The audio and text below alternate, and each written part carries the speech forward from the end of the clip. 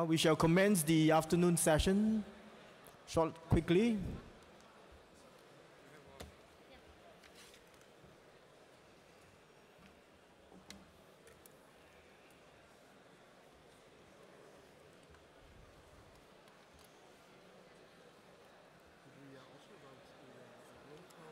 Yes, please settle down quickly. I see a lot of movement. Can we settle down?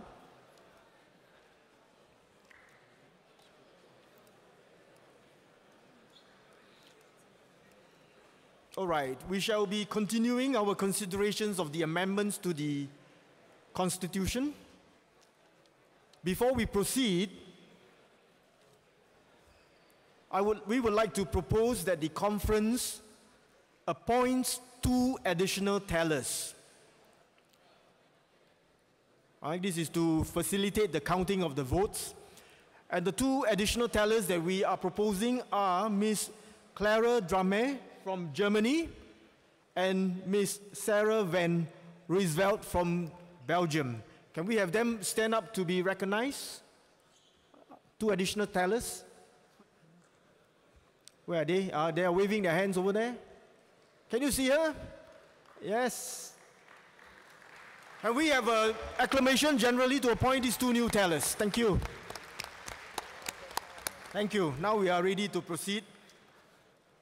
Constitutional amendment proposed by the World Scout Committee on Electronic Communications. Now this proposal allows formally for electronic communications when informing the conference of a recommendation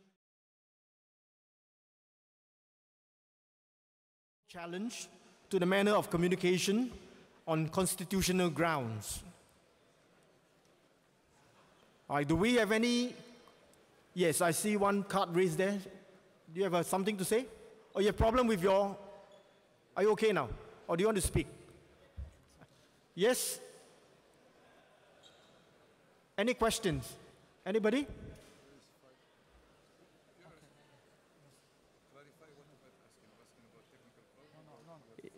Yeah. Somebody requesting the floor to comment on the resolution. Does anybody want to comment on this resolution? Yes. Do we see anyone? Yes, I see one over here. Do you want to approach the mic?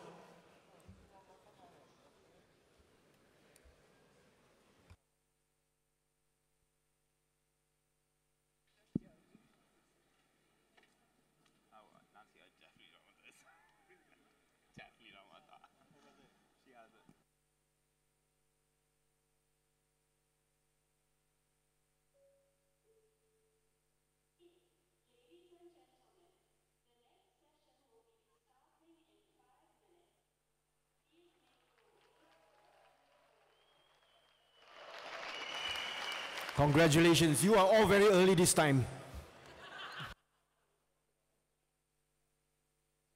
Are you commenting on the resolution, on the amendments?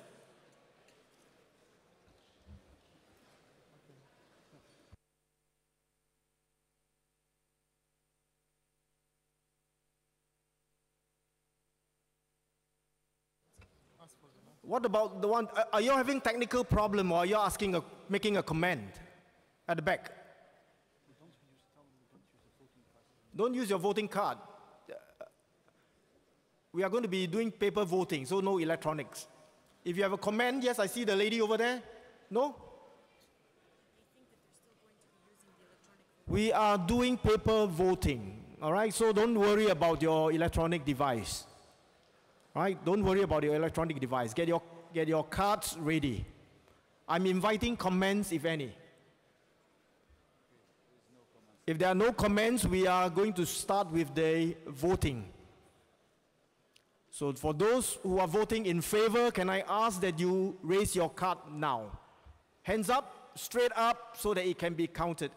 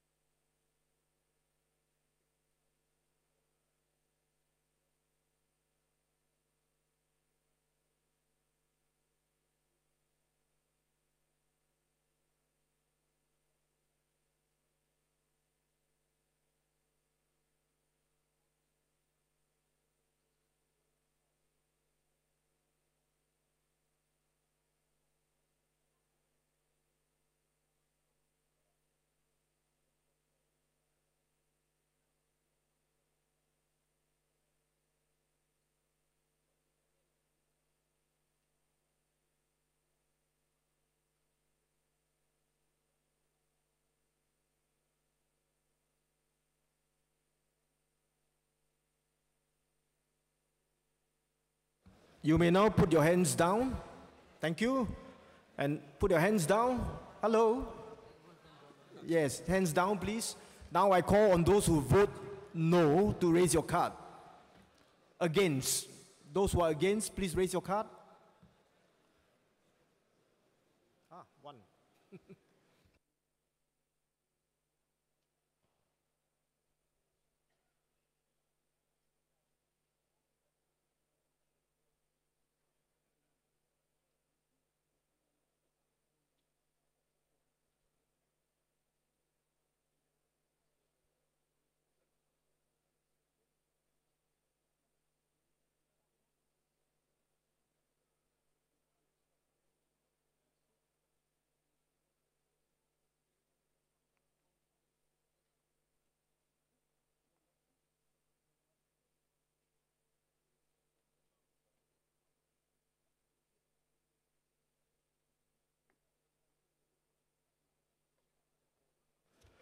Okay, you may put down your hand.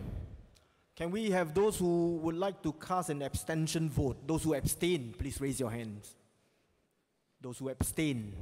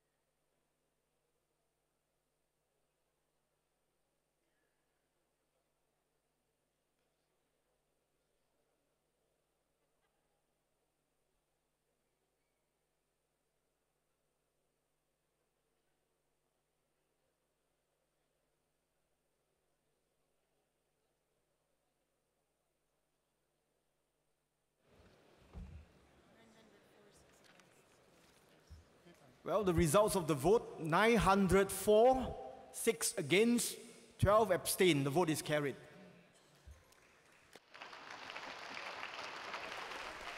We will move now to the fourth constitutional amendment by the World Scout Committee. This is on the voting period for membership. The proposal reduces the time for member organizations to consider recommendations of the World Scout Committee from 3 months to 2 months. This is considered viable as modern advances have enabled communications to reach member organizations more quickly. Do we have any comments from the floor? Any comments from the floor? Yes, I see one on my right.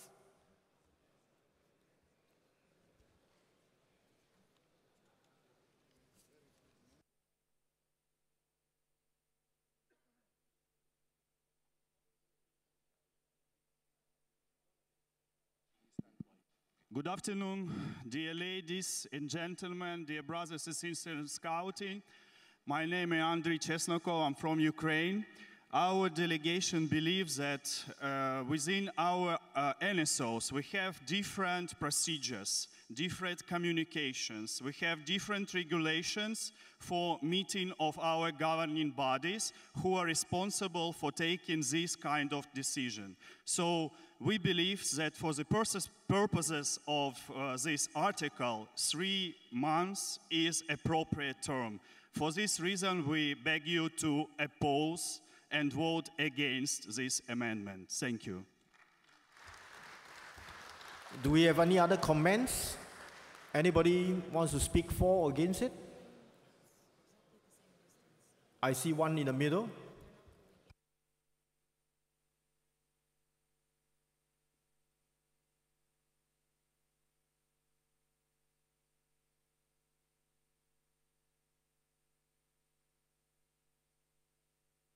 Hello.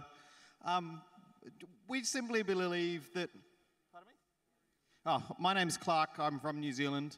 Our position on this is rather simple. In 2017, 2 months seems ample time to make a decision. We encourage you to support the amendment. Well, thank you.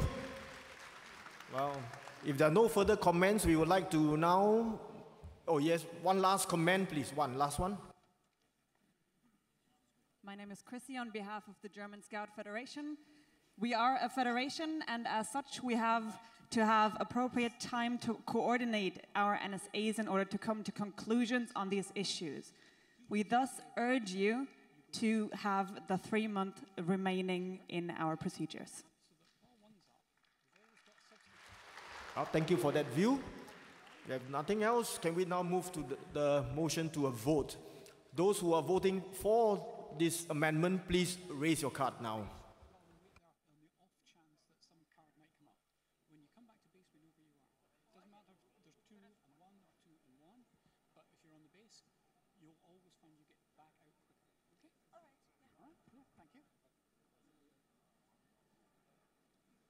Hands straight up to be counted.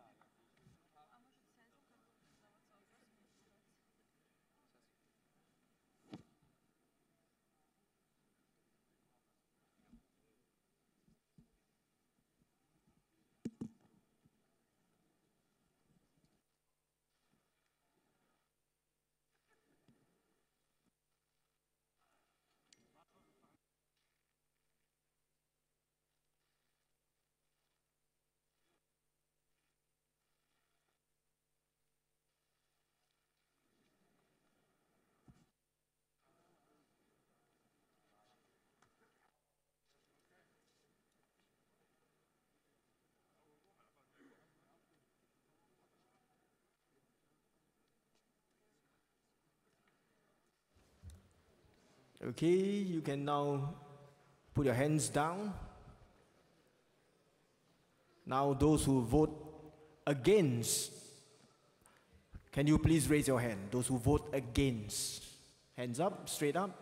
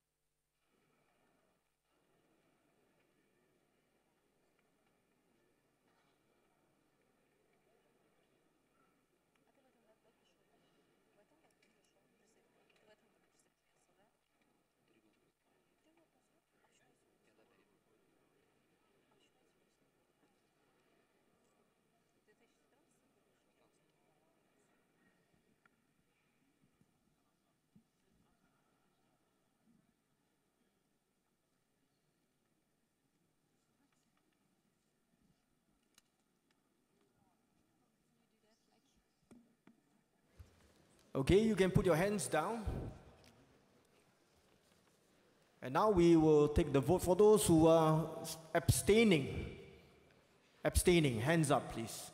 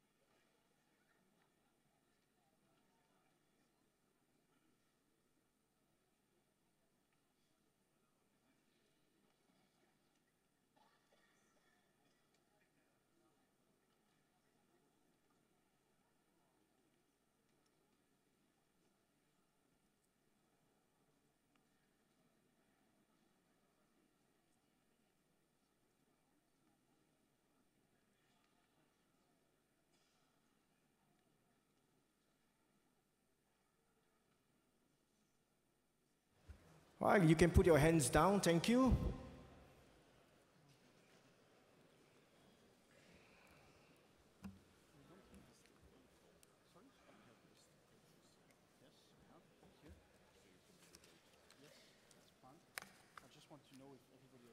That's fine, fine.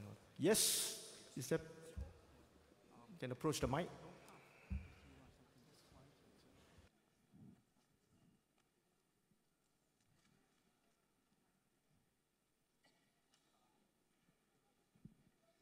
Thanks. By seeing around, I have the impression that the e-voting system is working again, so could we please check?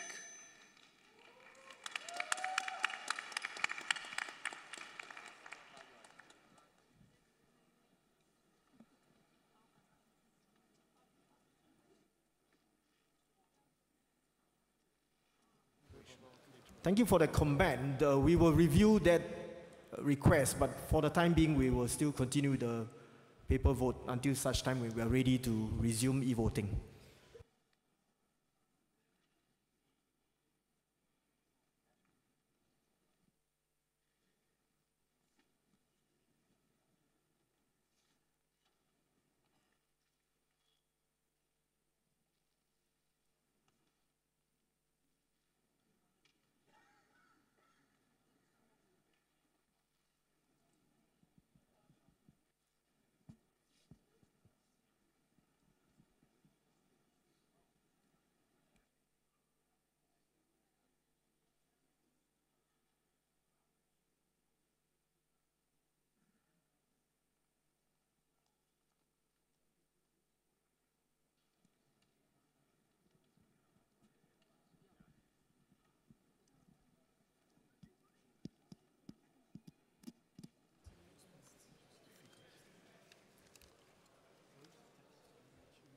Well, the results for that vote, 392 for, 520 against, 42 abstain. The amendment is defeated.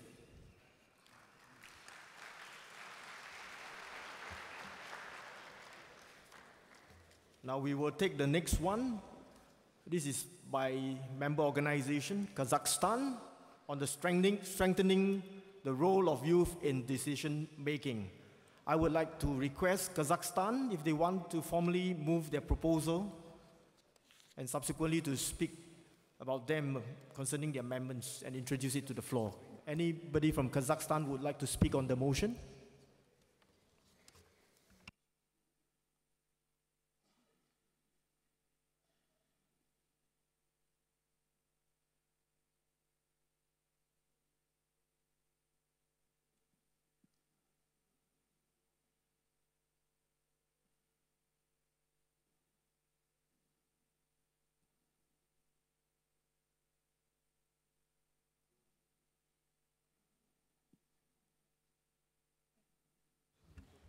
Yes, you can take the mic and speak from there.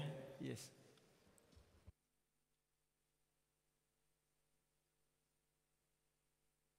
Good afternoon, conference. My name is Asiya. I represent Organization of Scout Movement of Kazakhstan. Kazakhstan decided to support this idea, which was discussed in the 2016 at the Eurasian Scout Youth Forum. And the forum made the idea to the Eurasian Scout Conference, which was supported this. In order for the decision of the conference to be implemented, the NCO of Kazakhstan proposed an amendment to the WOSM constitution, which was supported by member organizations, Ukraine and Moldova. The forum itself showed its importance for the whole Scout movement. As practice show, an event that very popular more than 45 years couldn't be and shouldn't be transitional form.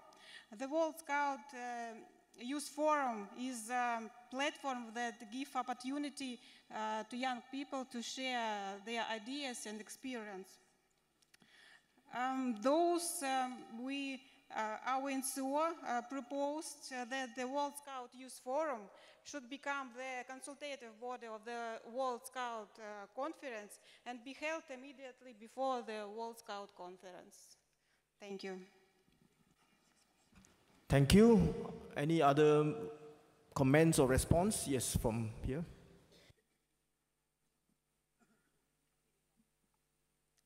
Thank you, Chair. My name is Berglind, and I'm from the Icelandic Boy and Girl Scout Association. We really like the discussions about youth involvement, and we believe that it's a very important one. We have to be aware that if this amendment to the Constitution is carried, that the draft resolution about developing the World Scout Conference and the World Scout Youth Forum proposed by the World Scout Youth Forum will be disregarded. During the discussions at the World Scout Youth Forum, it became clear that the review process that takes into account the merger of the World Scout Conference and the World Scout Youth Forum is a better way to ensure that the voices of youth is heard, respected and taken into account in decision making in WOSM. Taking all this into account, we urge all of you to vote against this amendment. Thank you.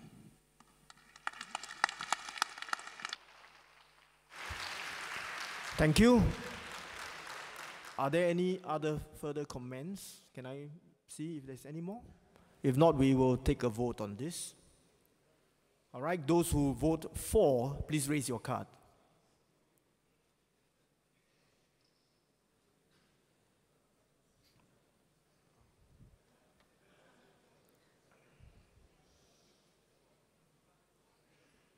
All right, raise your hands high.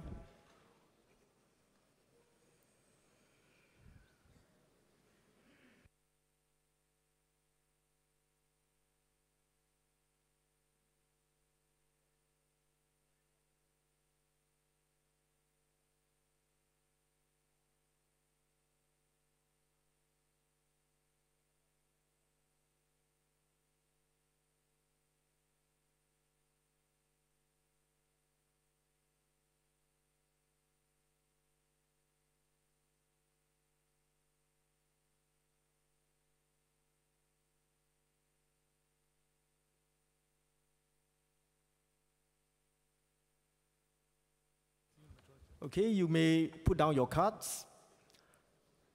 You may put down your cards. Those who are against, can you please raise your card?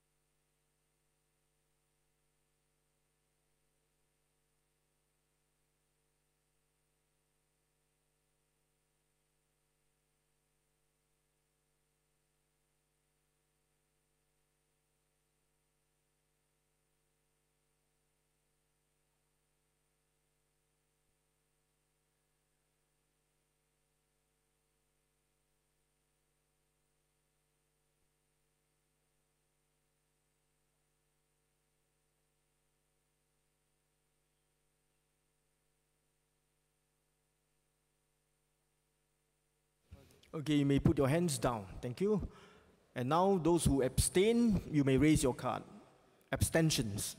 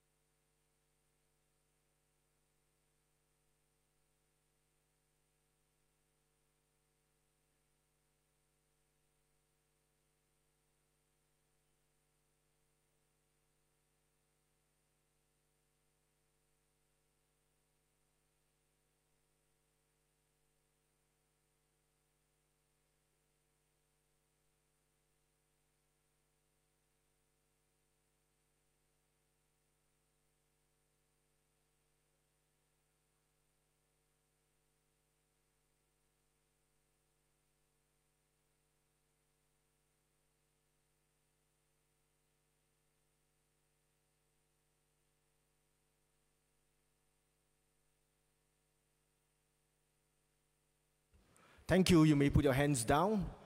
Now, as I would like to remind you that for any resolution to be carried, you require a 2/3 majority. As we can see, there's a very clear majority against this resolution. I declare it defeated.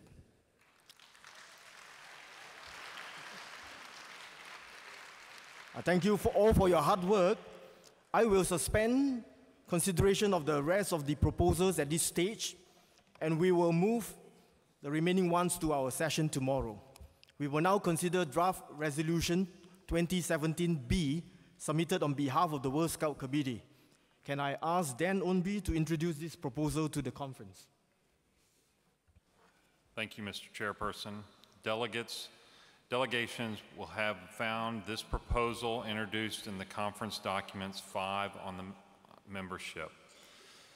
The World Scout Bureau received on December 13, 2014, an application for WOSM membership from the Scout Association of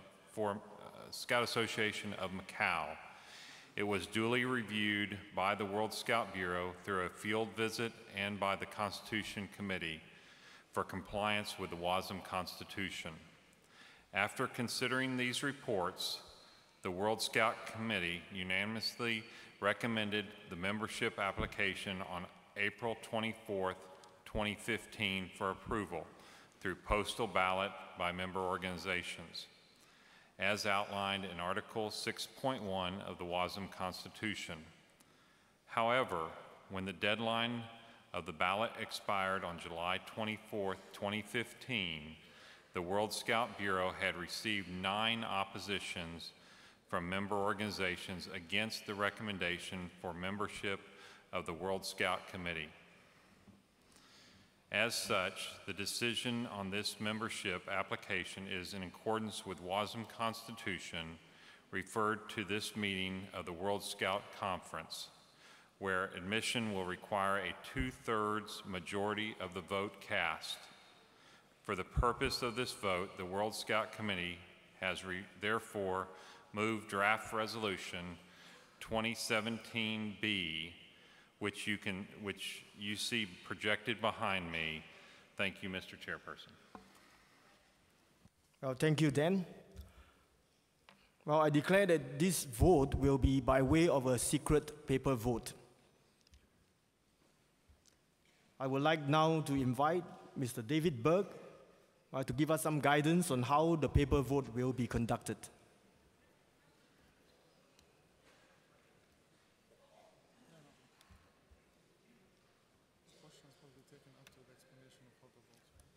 I will take questions after David has explained how the voting will take place. So we will have time for questions or comments after this.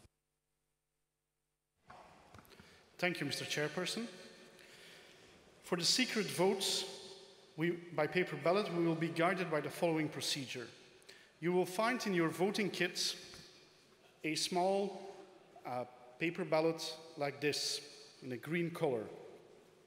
It says voting paper, bulletin de vote, and it offers you the options for, against, and abstentions.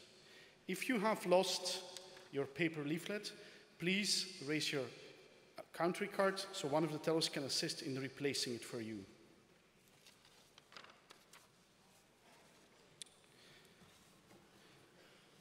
You will, after the questions from the floor have completed, you will then be given a few minutes to complete the vote.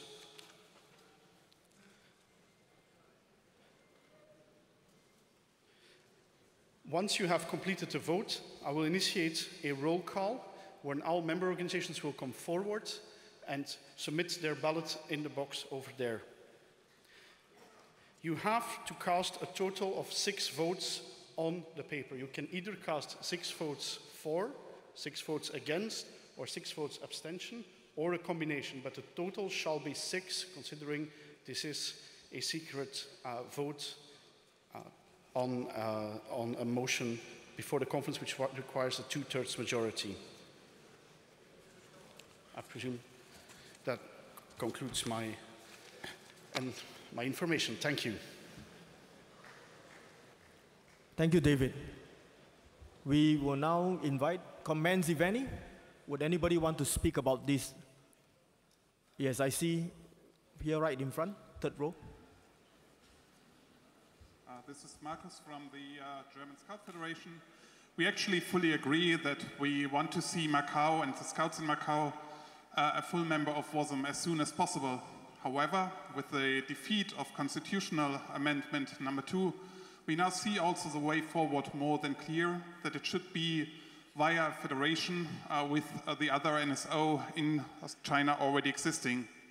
Against this background, we would really wish that we can now take this way the soonest to make all the Scouts that are already existing in Macao full and form a member of WOSM as soon as possible and not let them wait any longer. Thank you. Do we have any other comments from the floor, please? I see that one with.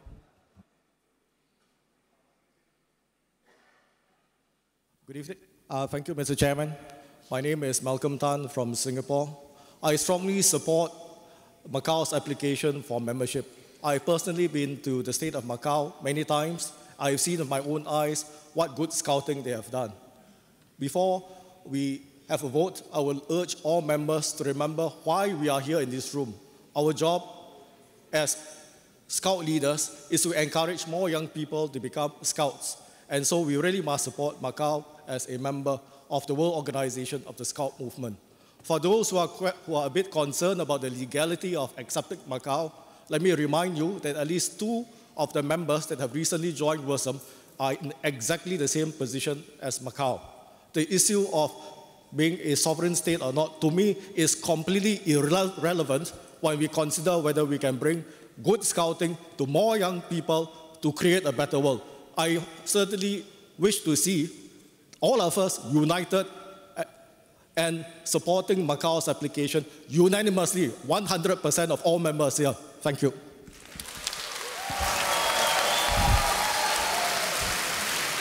Thank you, Malcolm. I see one comment at the back there. Can we? Good afternoon.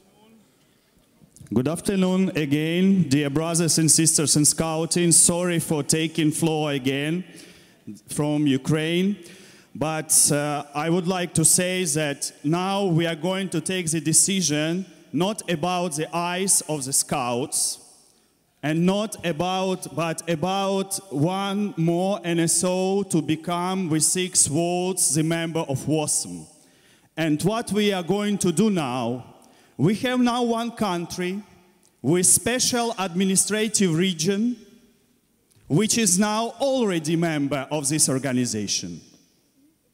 And now we would like to make a precedent when another special administrative region of the same country will become another National Scout organization. It will goes back to that argument that we were speaking about the amendment on these exceptions and so on. We, in this or that way, we go into the politics. We have wars in our countries. We have separatist movements in our countries. We have non-recognized states run by the terrorists or something. And they can use this precedent for their reasons, not for the eyes of the Scouts. With all respect to the good work done by the Scouts of Macau, I call you to think about this and call and vote against this motion for this time. Thank you. Thank you for the comment. I will take one more question. I see from India. Okay, there's one more, last one at the back, right? 2 more. India first.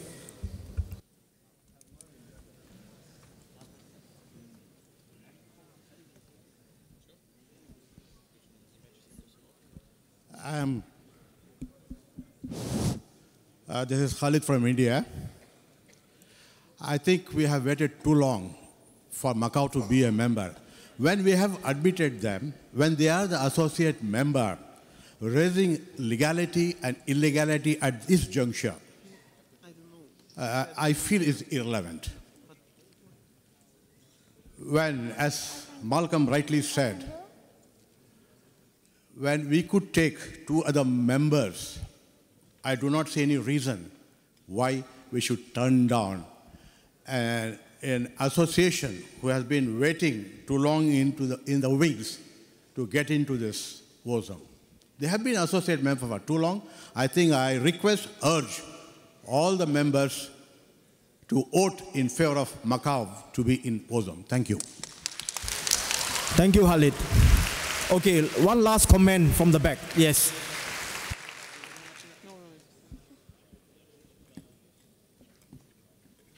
Good afternoon, fellow leaders of the Scouting movement of the world. I am Wendell Avisado. I'm president of the Boy Scouts of the Philippines and first vice chair of the Asia-Pacific region, the biggest region in the world. The region that would like to add more to our membership. Macau has been there for the longest time as an associate member. We put their application to a vote in 2015. We respected the objection, and the World Scout Committee did its work in trying to come up with this situation now, where this question has to be put on a vote. And therefore I appeal to all NSOs that we test our courage and our fairness and justice in putting an end to this question. If we admit Macau, so be it. If we reject Macau, so be it. But they have waited for the longest time. we owe it to them. Thank you very much. Thank you. Now you have your paper ballots ready. All right. I would now also ask David to read out the roll call. No, we have no more comments, please. I think we have heard both sides of the comments. David will now do the roll call. Thank you, Mr. Chairman. Once I start reading out the roll call, you will be invited to send one and only one delegate up to the ballot box, which is here in front of me. Can you please show that the ballot box is empty? Thank you. You send one delegate up to the ballot box to cast your delegation's vote when your NSO is called upon. If you have a proxy, you will need to come twice.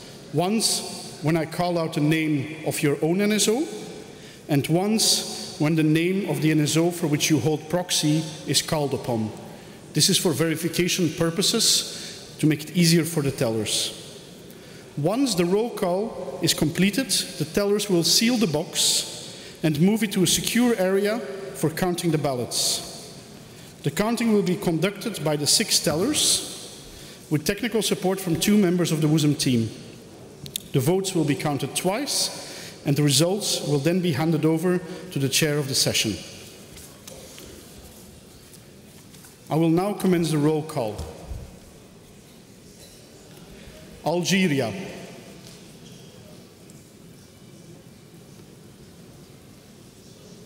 Angola.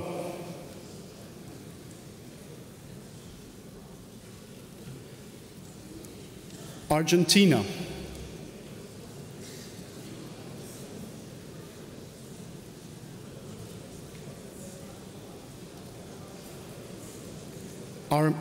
Armenia.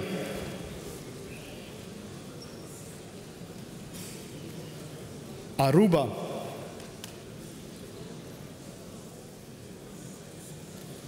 Australia.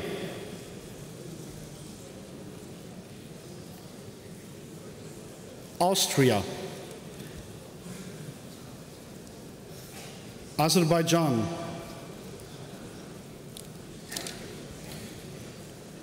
Bahamas.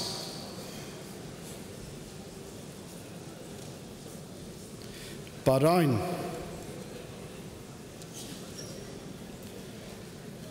Bangladesh.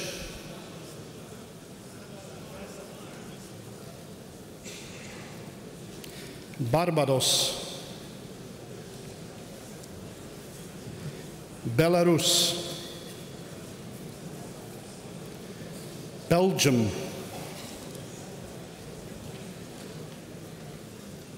Belize. Benin.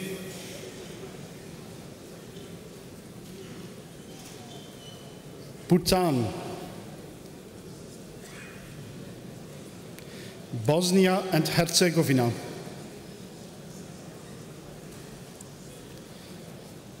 Botswana.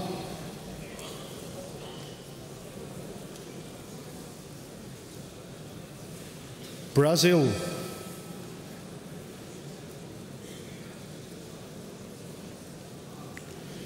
Brunei Darussalam.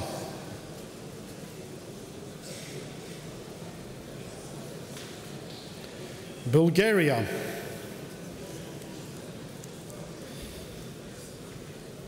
Burkina Faso.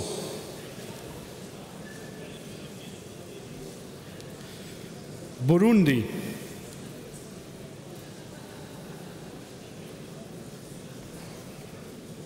Cabo Verde. Cambodia. Cameroon.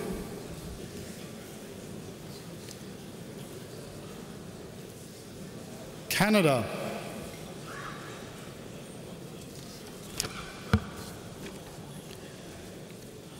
Chad. Chile.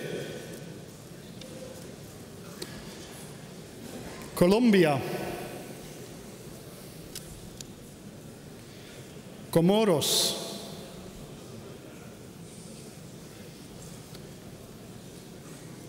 Costa Rica,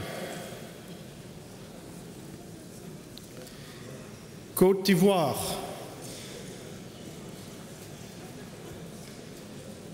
Croatia,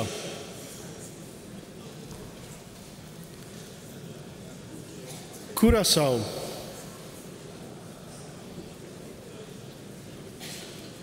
Cyprus, Czech Republic, the Democratic Republic of the Congo, Denmark,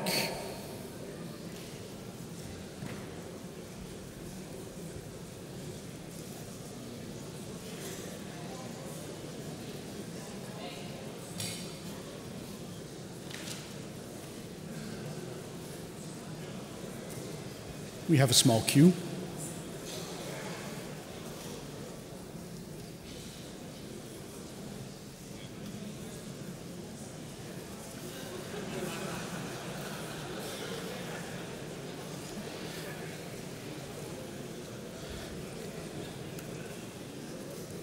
Dominica,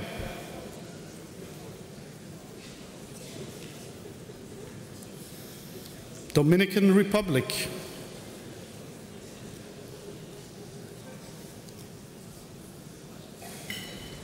Ecuador,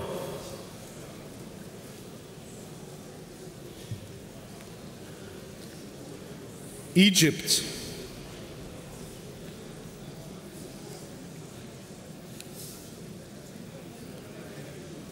El Salvador,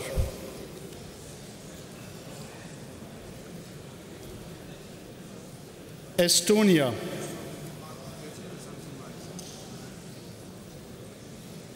Ethiopia,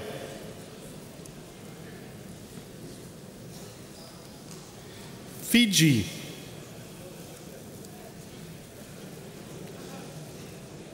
Finland,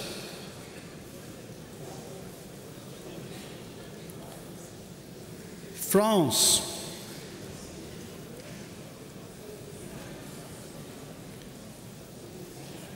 Gambia,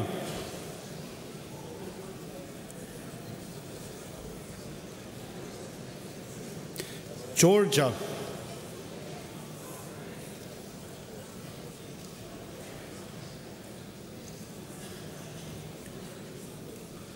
Germany,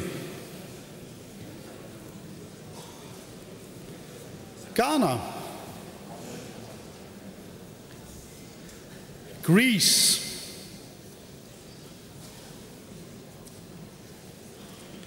Grenada,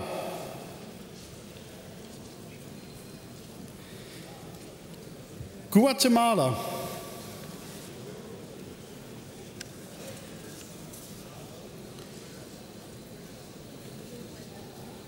Guinea,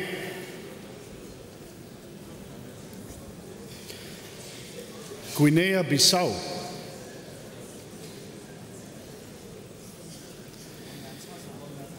Guyana, Haiti,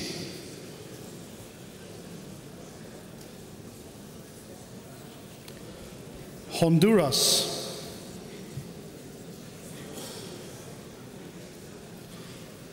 Hong Kong,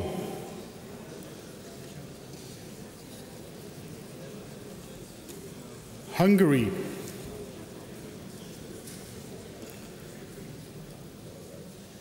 Iceland,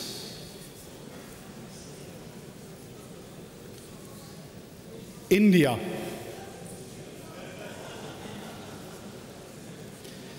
Indonesia,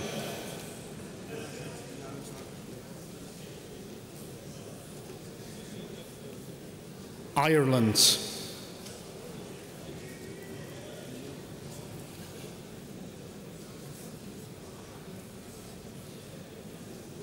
Israel,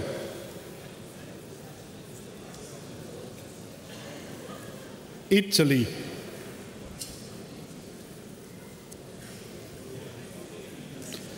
Jamaica, Japan,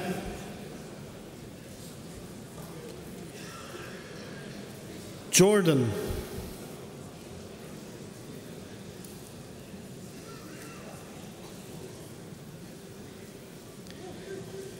Kazakhstan,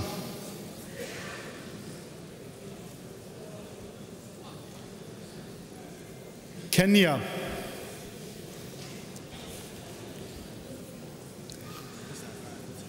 Kiribati,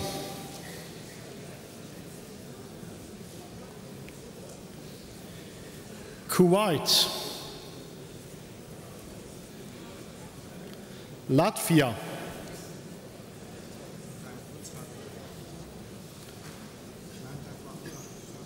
Lebanon,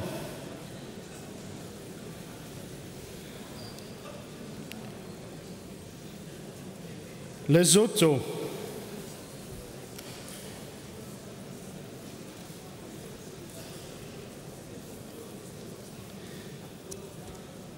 Liberia,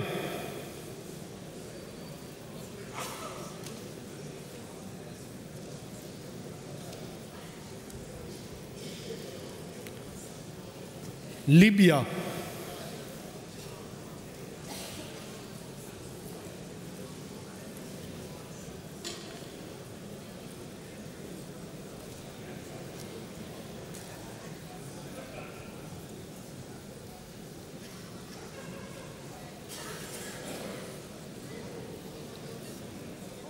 Liechtenstein,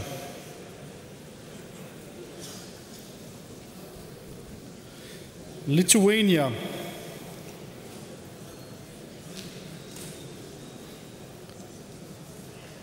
Luxembourg,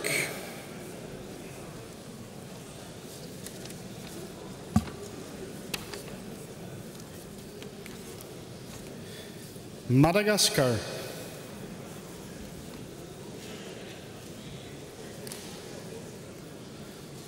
Malawi,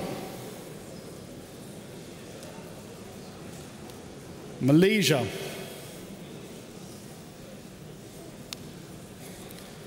Maldives,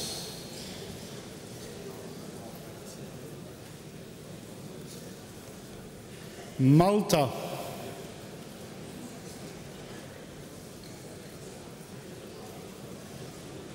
Mauritania,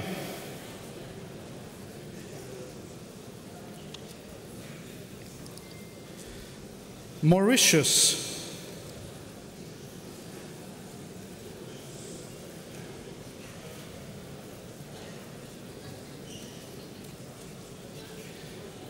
Mexico,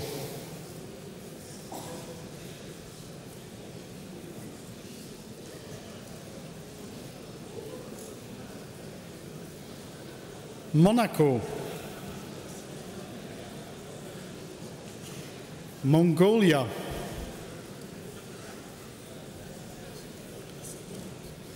Montenegro,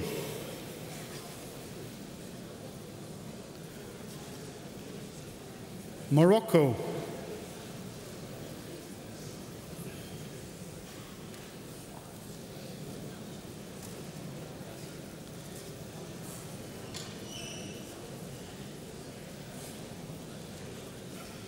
Myanmar,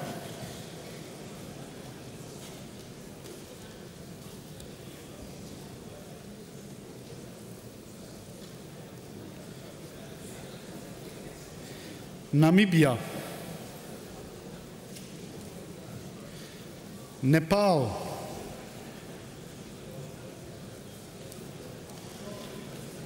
Netherlands, New Zealand,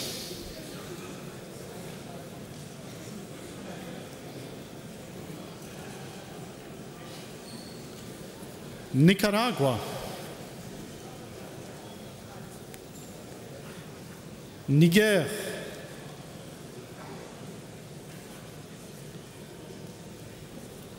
Norway,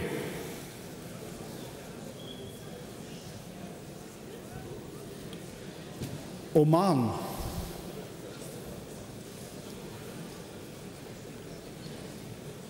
Pakistan, Panama,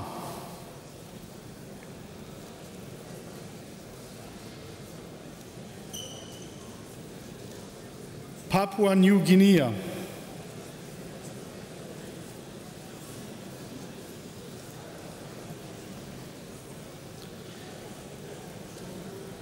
Paraguay,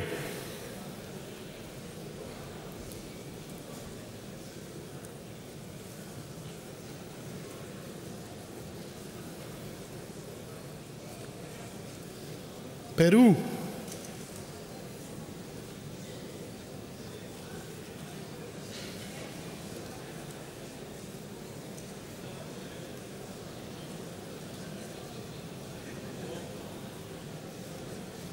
the Philippines,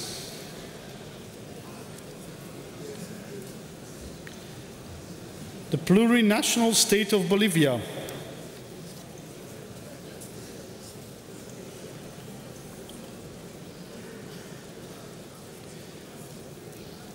Poland,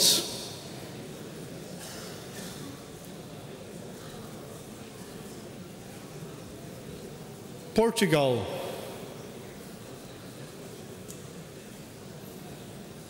Qatar,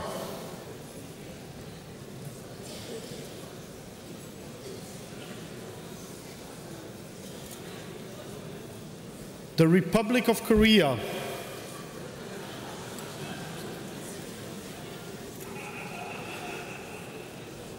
the Republic of Moldova,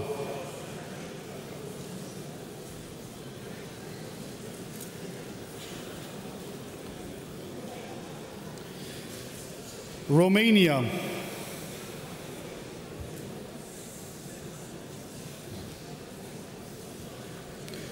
the Russian Federation,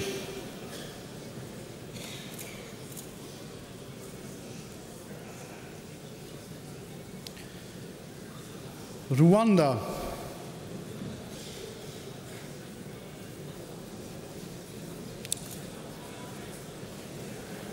Saint Lucia,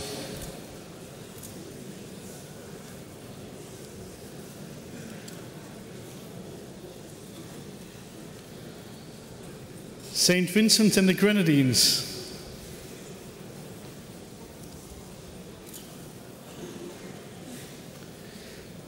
San Marino,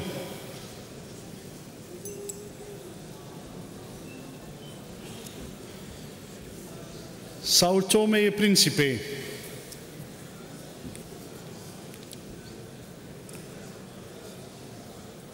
Saudi Arabia, Scouts of China,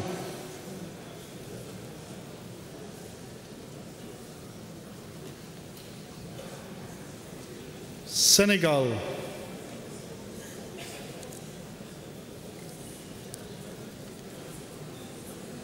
Serbia,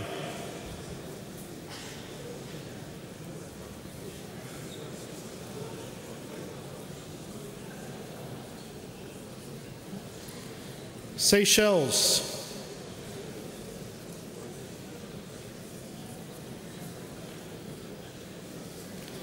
Sierra Leone,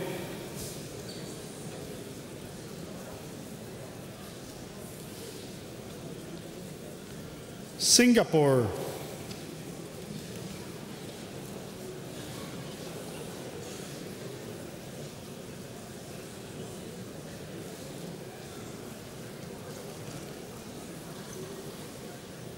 Slovakia,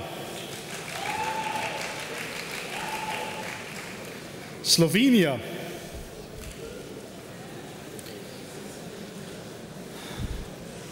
South Africa,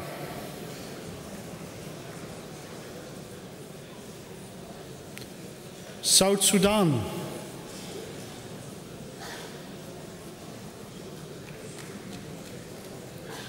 Spain,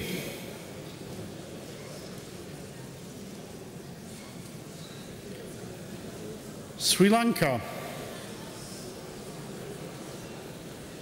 State of Palestine, Sudan, Suriname.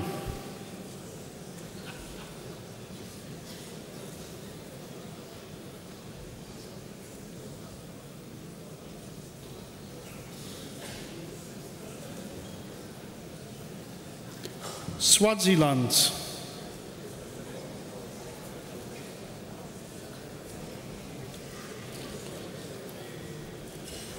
Sweden.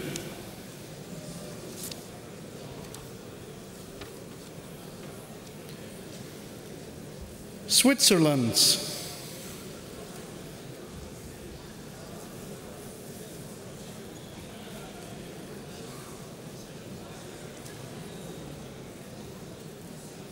The Syrian Arab Republic.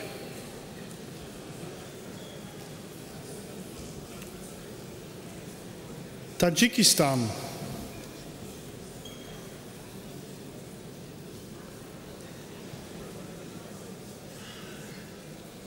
Thailand.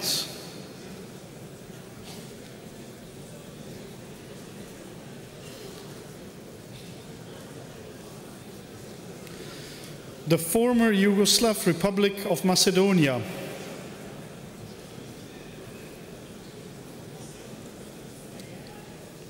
Timor-Leste.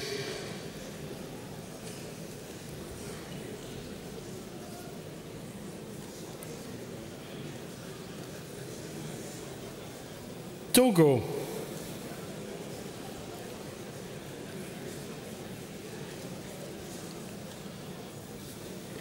Trinidad and Tobago. Tunisia.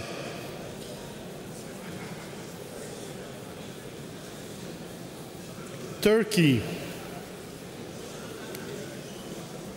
Uganda.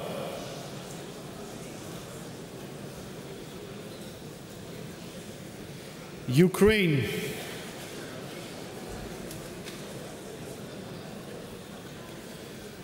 United Arab Emirates.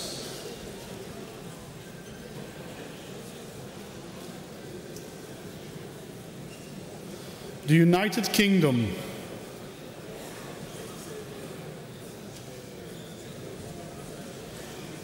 The United Republic of Tanzania.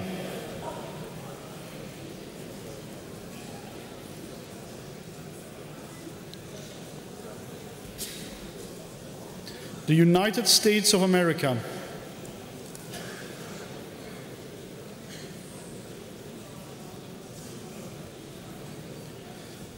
Uruguay.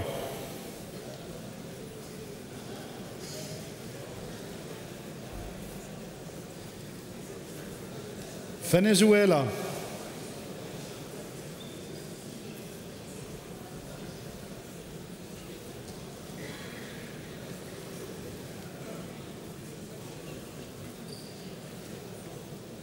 Yemen. Zambia.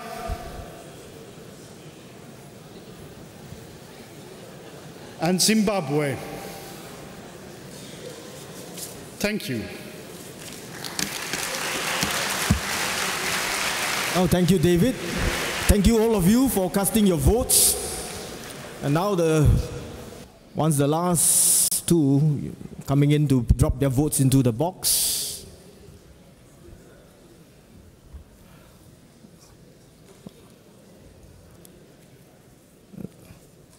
The tellers will now proceed to go and count the votes. For the next segment, I'm very happy to announce that there will be a video report on the results of Jyoti over the last triennium.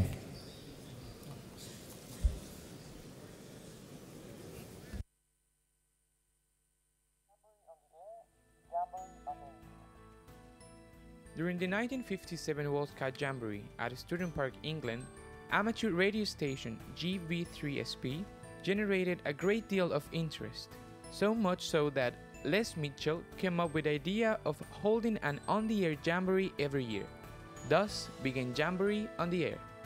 Now, 60 years later, Jamboree on the Air, Jamboree on the Internet is the largest scouting event in the world, with over 1 million scouts participating across 150 countries. The purpose of Jamboree is to enable and encourage scouts around the world to communicate with other and one another by means of technology, mainly using amateur radio and wide variety of internet channels. Jamboree provides a fun and educational scouting experience and promotes the sense of belonging to a worldwide scout movement. The program for Jamboree consists both of activities developed at the world level and initiatives developed at national and local levels, supported by national Jamboree coordinators and their respective teams. Jamboree on the Internet started in 1997 after local initiatives were recognized by the World Scout Committee and made into an official sister event to the Jamboree on the Air. In 2014, a decision was taken to combine the two events, Joda and Jodi, into a single event led at the world level by the newly formed World Jamboree team. Following the World Scout Committee's Vision 2023, the World Jamboree team has identified 3 key areas that can be furthered through the event. Innovating scouting. Skills. Jamboree offers new skills to scouts, using technology, operating radios, sending messages in various ways, bridging languages and culture gaps. Reaching out to all. Openness. Everyone can join the event. Inclusiveness. Feeling that you belong to a worldwide movement. Third-party support. Mainly external supporters get involved, like radio amateurs, school, technology providers, local sponsors, and partners. Governance and NSO support. Many NSOs actively support the event at national level, providing national coordinating support, including systems and program materials that help local coordinators run a quality event for young people. The focus for the Jamboree team over the next 3 years will be on NSO support, shifting the emphasis from controlling to promoting and encouraging NSOs and local groups to get involved. Changing the profile of the event. It must be forward-looking, exploring new possibilities as technology develops, but always with the focus on being safe communication, innovative educational methods, and resources constantly offering new skills and skill enhancements to participants. We must also make it easier for leaders to run Jamboree activities. Their key performance indicators for the next 3 years include increased commitment from NSOs, resulting in increased participation numbers over the next 3 years to 3 million scouts, a 20% increase in feedback, engagement, and reports from NSOs and participating groups. 5 indigenous participating NSOs to share their best practices with others to encourage greater NSO participation. 3 new innovative methods introduced to bring scouts together. Why stop at 1 million each year? Let's move to 3 million languages to bear our experiences, expertise, and the systems necessary to support that growth. Jamboree on the Air, Jamboree on the Internet, the largest scouting event in the world, celebrating 60 years connecting scouts.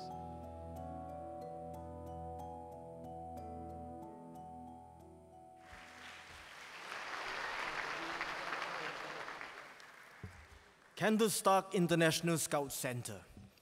It is known as the site of Baden-Powell's vision of a permanent mini Jamboree and holds a special place in Scouts' heart. I'm very happy to invite Tish Stoffer, Chair of the Kids.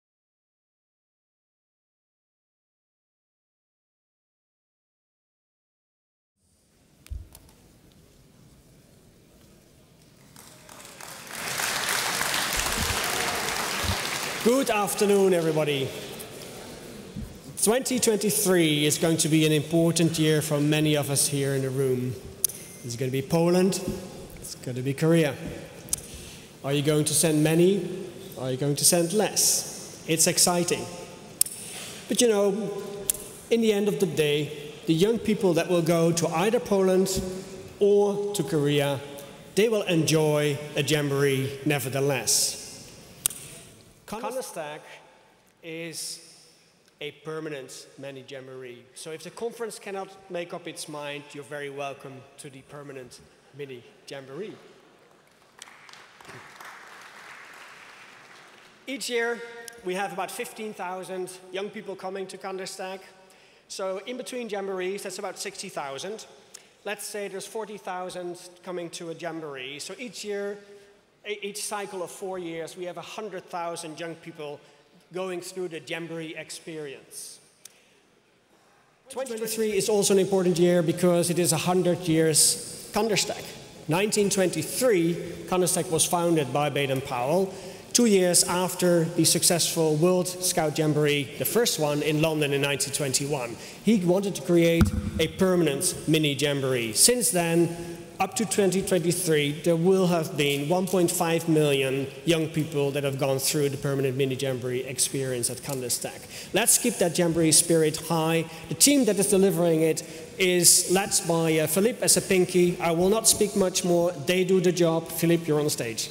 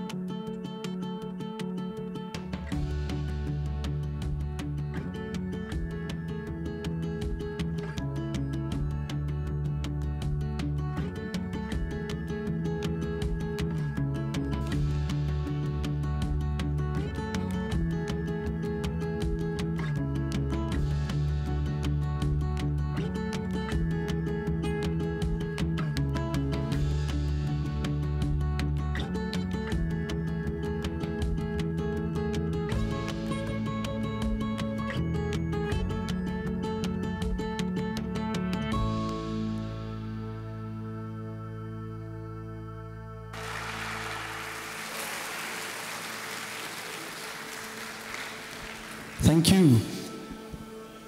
As I was walking outside, somebody asked, "Oh, how's your center going?"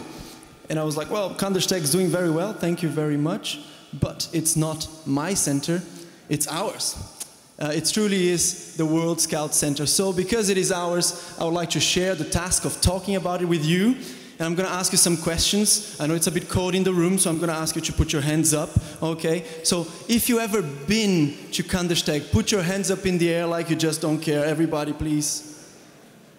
Very good. Quite a lot of people. I'm going to go further and ask you if you have wished ever in your life to wear one of these pink t-shirts that says staff on it and work as a volunteer in Kandersteg. Please stand up. Quite a few people standing up. I saw somebody, people. Would anybody of you want to come up and help me on the stage with a few questions? Paul, did you stand up, Paul Parkinson? I think you did. Would you mind? Guys, Paul Parkinson, please. Paul doesn't know, but he's about to enter a job interview for Kandersteg. Okay. So, Paul, would you like to tell us who you are and where you're from? Paul Parkinson. Hello, everybody. I'm the chairman of the Asia Pacific region, and I am from Australia. Fantastic. Paul, when was the last time you were in Kandersteg? Let me see now. With the second World Scout Education Congress, which was in May, see? Great. And lovely shirt. Can I get to wear one of those? Yeah, right now. You wouldn't fit me, no. Well, if you pass this test, okay, so now you're going to tell me, what was the first thing that came to your mind when you thought of Kandersteg? That was an easy one to think about when you think about that question. When I always wanted to go to Kandersteg. One of those childhood dreams.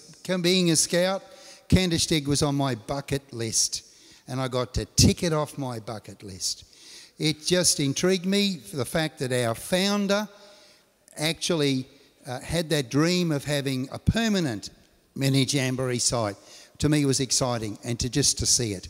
And I knew it was in a beautiful place. I knew that it was in the mountains, and there's so much there for people to do and be engaged in. So I wanted to go for a lot of reasons, but particularly from the point of view of its impact it's had on young people in scouting over the years. Thank you very much. You have already done my job for me. So I'm about to give you my T-shirt. Okay. If you pass this next question, how much is 25 times 25? Well, thank you very much, Paul. Thank you. Thank you. Our new marketing assistant. Fantastic, everybody. This is truly the fact that KISK brings people together, just like scouting. And if you believe in scouting, and I'm sure you do, you believe in Kandersteg. What we stand for are the values of scouting, of bringing people from all the different cultures, no matter where they're from, their backgrounds, their faiths, together. And we put our differences aside. In fact, we embrace them for the better diversity. And there, we are not only talking and dreaming of a better world, we're also doing it every single day. Every single day, we put to practice the Scout method in everything that we do. From the recycling center, from the program where we talk about the better world framework, sustainability, global issues, also to the way that the management takes decisions and the way that we recruit our staff. The Scout method is at KISK, and Kandersteg truly stands for what scouting is. And we are a key partner and tool for scouting to reach its goal, and perhaps the vision of 2023 in being an educational center. Now, I also have something over here that I wanted to share with you. This little metal tin. It's a bit rugged and old, but it's quite special to Kandersteg. In fact, it's so special that we keep it in the safe, locked away behind some keys. And there's a reason for that. But before I talk about the reason, there's maybe some people in this room that have seen this before and know what it means. So I would like to ask our ex-staff to please stand up. If there's any ex-staff from Kandersteg in this room. Round of applause, please.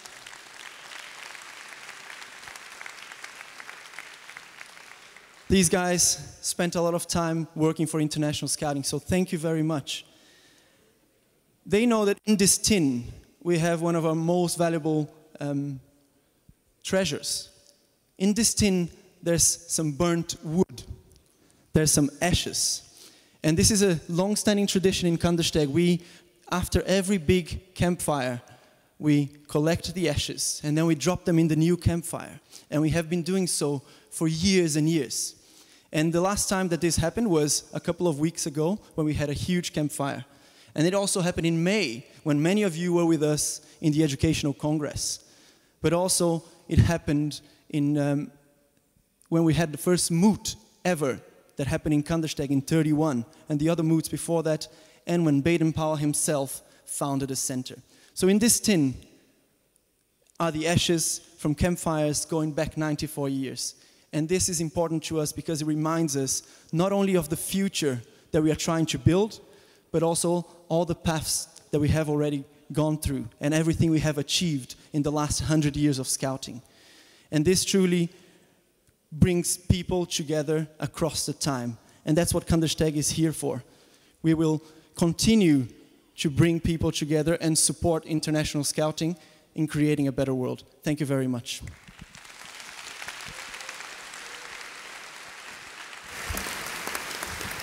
Thank you. Well, the next item on the agenda is the announcement of the vote on Macao. But the tellers are still counting the votes.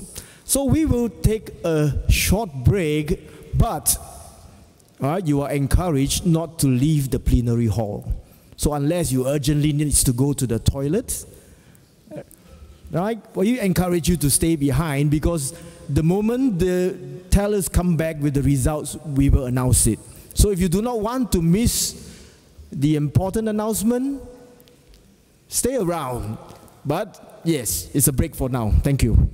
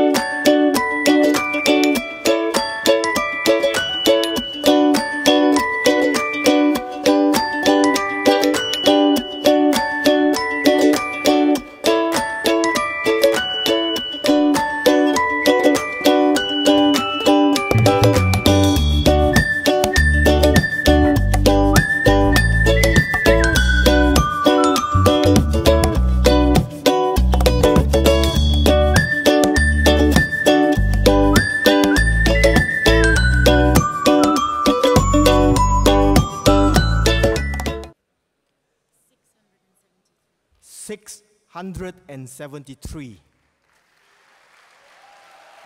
Against, 216. Abstention, 47. The vote is carried at 71%.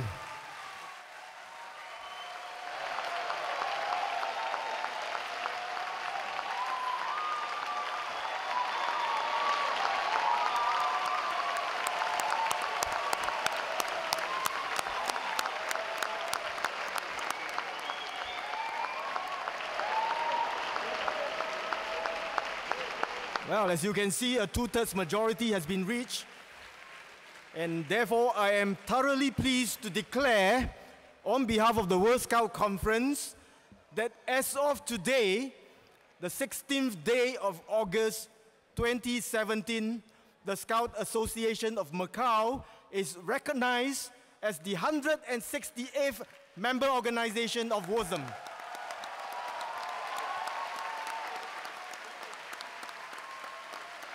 And they will be the NSO representing Macau. You might know that 168 in the Cantonese dialect means they will be prospering all the way. Ya lok fat. 168. Well, it has acquired all rights, privileges, and obligations outlined in the WOSM Constitution for member organizations. And this includes the right of voice and vote at this meeting of the conference from now onwards. May I now request representatives of the Scout Organization of Macau to join me on the stage together with the chairperson of the World Scout Committee and WOSM Secretary General for the Certificate of Membership ceremony.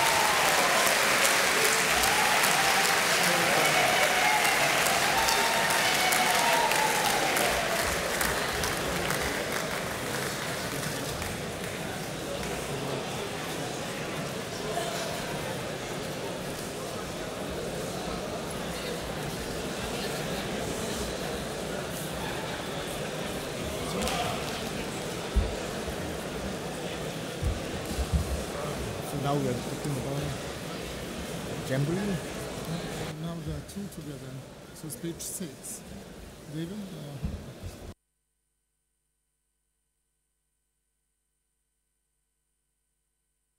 Yes. So just hold a second just to confirm that we have.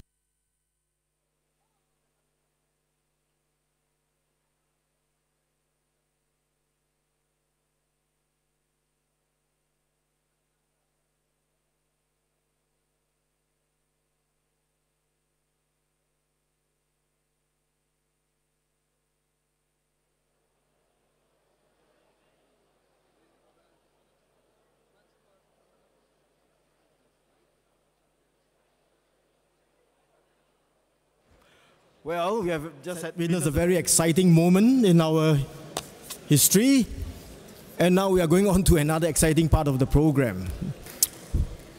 All right, and that will be the vote for the election of the World Scout Committee for the term of 2017 to 2020, and the vote for the host of the 2023 World Scout Jamboree. Now, we have some NSOs expressing concerns about, the sensitivity of the vote. So I would like the staff here to make sure that only delegates are in the front sector of this plenary hall. All observers, please go to the back.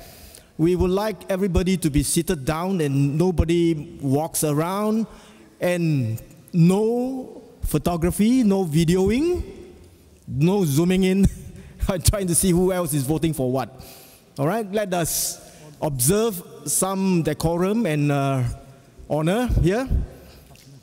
And we just make sure that you cast your own votes and do not be too concerned about what your friends are doing. All right, if we are ready to proceed, I would like to ask David at this point to again explain to us how the process will work. David, please.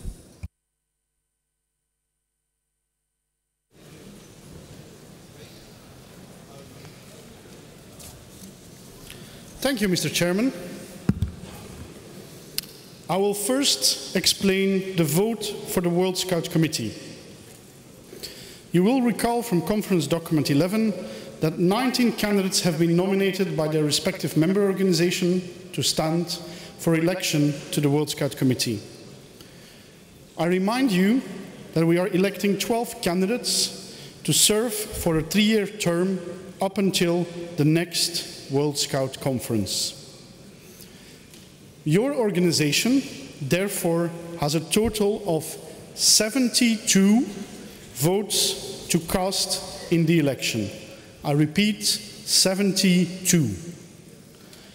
You may give each candidate up to 6 votes, no more, and in accordance with the rules of procedure, it is essential that your organization casts all 72 of its votes. I repeat and I stress, it is essential that your organization casts all 72 of its votes. Please note that all ballots that do not add up to 72 votes in total will be deemed void and will not be counted. I repeat, ballots that do not add up to 72 votes in total will be deemed void and will not be counted. And you can only allocate a maximum of 6 votes per candidate.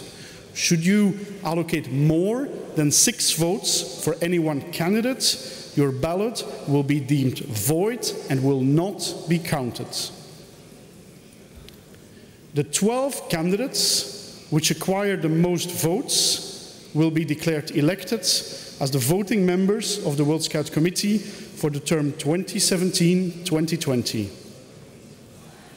In the case of a tie for the last seat, the youngest candidate will be declared elected. I will now explain the vote for the hosts of the 25th World Scout Jamboree in 2023. In accordance with the rules of procedure, each delegation will have 6 votes, which it may assign as it chooses. You may choose to allocate all 6 of your votes for one candidate, or split your votes between the candidates. Or, if you so wish, you can abstain some or all of your votes. The bidder, which acquires the most votes, will be awarded the invitation. In case of a tie, the chairperson has ruled that we will immediately proceed to a re-vote after the announcement. We will be taking re-votes until the tie is broken. I repeat, You can allocate up to six votes for any one candidate, meaning any ballot which has more than 6 votes allocated to any one candidate will be declared void. If you do not wish to vote, please still attend the roll call for verification purposes without submitting your ballot. The roll call will be organized in this plenary, and you see the 2 boxes up front. One box is marked for the World Scout Jamboree, the other box is marked for the World Scout Committee. Can I ask my friend Joran to show that the boxes are empty? Empty box 1 and empty box 2. Can I also ask the tellers to come to the front? No worries, I will still give you time to fill out a sheet, but I will first now explain the practical procedure when I start the roll call. Everybody will be requested to come through the queue through which you now see the tellers coming through. So the queue on the left, the corridor on the left, everybody will be expected to come through there. And upon arrival of the ballot boxes, you will be asked to verify your credentials so your country can be ticked off the list. You will then, once your credentials are verified, put your ballot for the committee in one box and your ballot for the World Scout Jamboree in the other box. You will continue to file through and you will re-enter the plenary in this site. I would like to stress again that no observers are at this stage allowed inside the restricted area of the delegates. We kindly ask that only those delegates which are to cast a vote move towards the front. No photographs will be permitted. No video will be permitted. I ask you all to remain seated and calm, and I'm sure this will be an excellent vote for World Scouting. I will now give you a couple of minutes to cast your votes, upon which I will check if anybody still needs more time, and then I will initiate the roll call. So please fill out your ballot papers now. In case you have any issue at all, or if you are unclear, please raise your card so one of our tellers can advise you. Your country cards, not your ballot.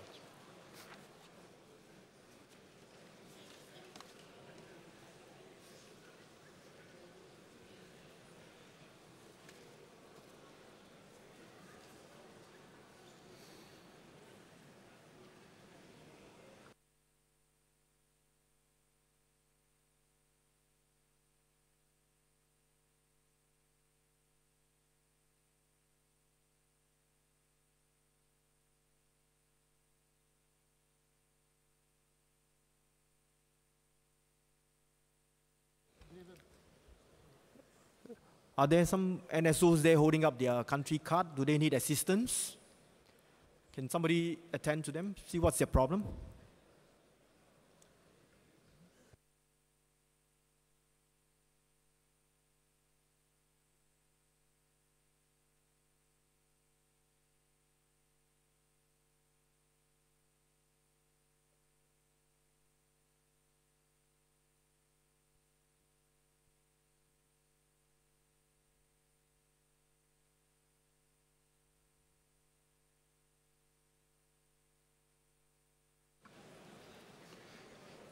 Let me ask you again and clarify, you need to cast 72 votes for the World Scout Committee election.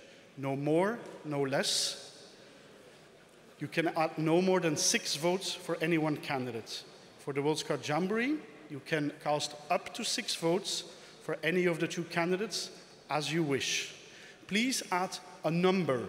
Do not add crosses. Crosses will be deemed voids. Please add a clear number, 6, for example. Do not add a cross. Please write clearly. Illegible ballots will be discarded.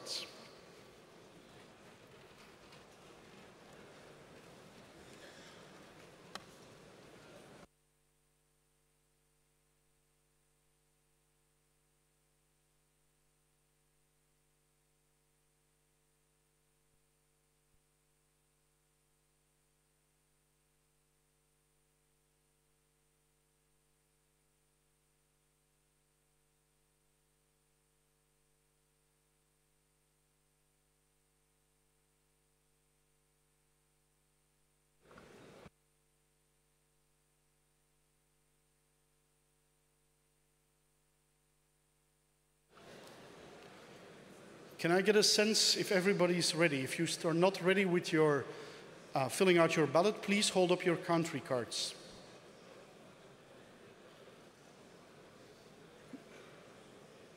Mr. Chairman, can I ask you that you assess the room and make a judgment whether or not we are fit to go or not? Thank you.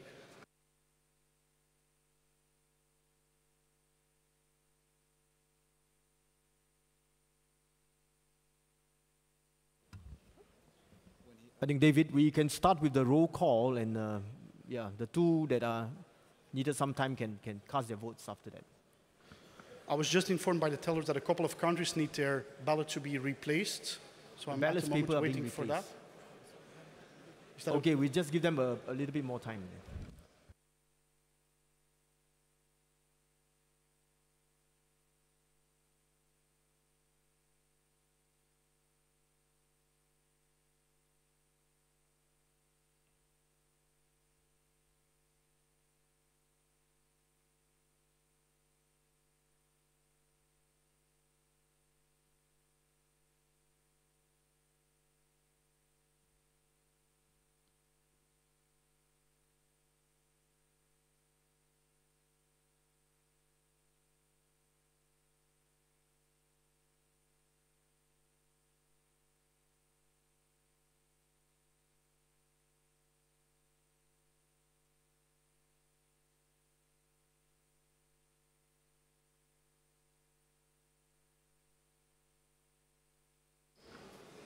I see a number of country cards up. Can I please ask the tellers to service those people?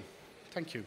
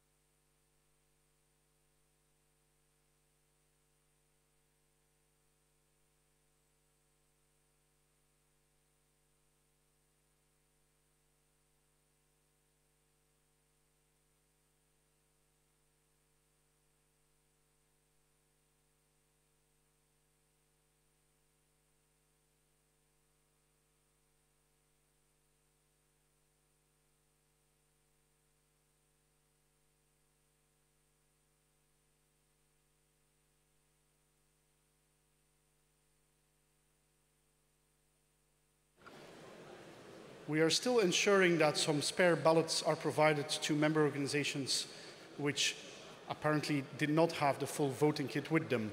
We want to ensure all member organizations are able to vote, so please bear with us. Thank you.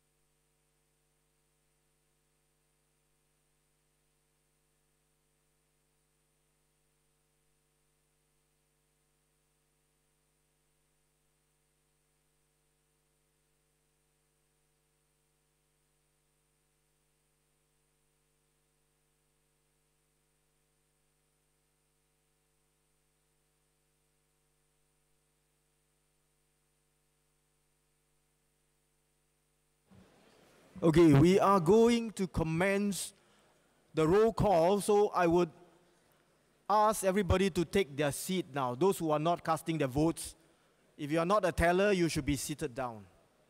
All right, seated down, no movements, please. And David, could you commence the roll call? Thank you, Mr. Chairperson. 168 member organization of WOSM. Here we go. Algeria. No?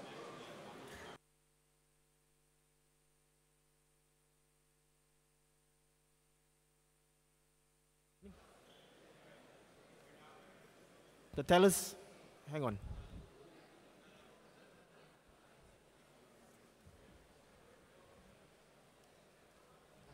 There are some countries who are still waiting for the ballot paper. Yeah, so we can't start yet. How many? So Lynn is the only person who has the ballot papers at the moment, and she's going around. She's going around distributing. Yes, exactly. Well, so she's nearly finished. There right, are okay. only a I select understand. few. Okay, David, hold on for a while. Those countries, those NSOs without their ballot paper, please raise your cards up high. I need to see.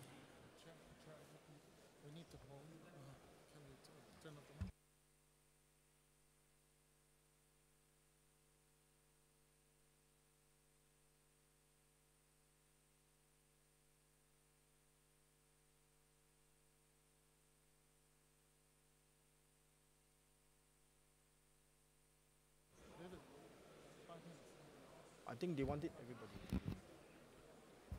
I think we will just take another three or 4 minutes for some of these ballot papers to be replaced. All right? Keep your country card up so we can see you clearly.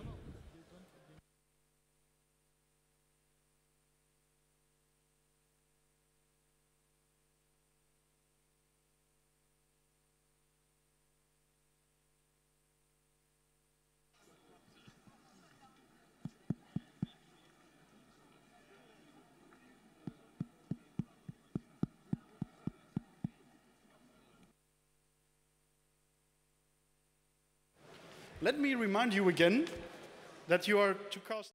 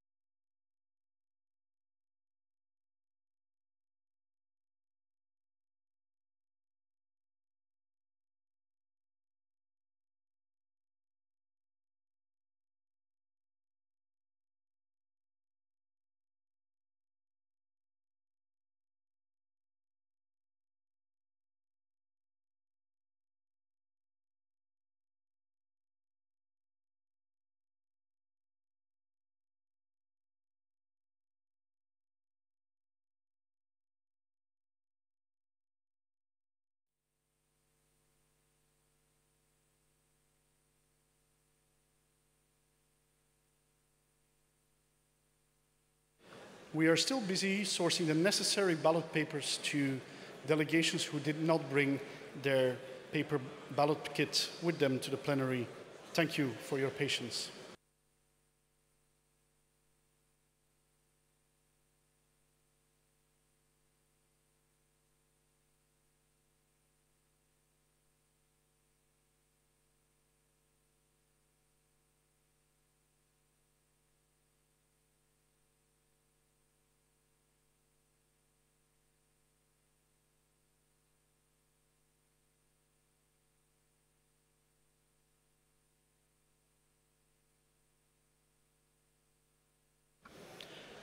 Can I ask if any delegation which has not had its ballot paper filled out yet or received yet, that it puts up its membership cards?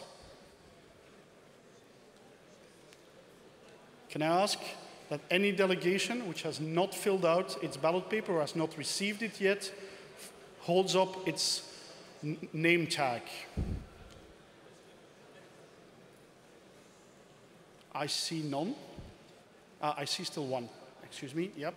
Up in the left, in my left corner there. Can somebody please service that INSO? Blue T-shirts.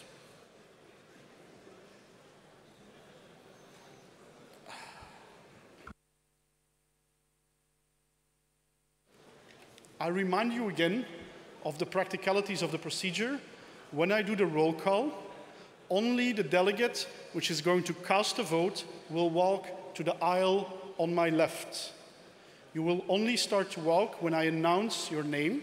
You will arrive here at our tellers and they will scrutinize your ID card. So make sure.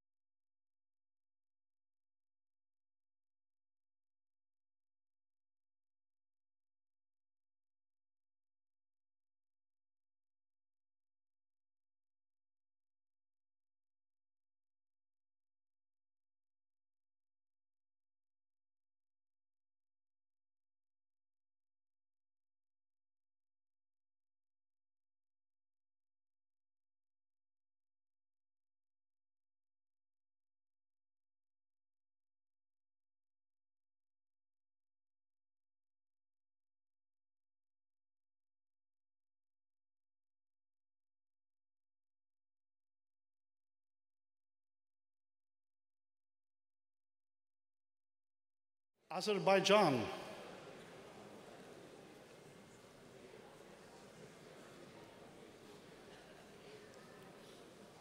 Bahamas,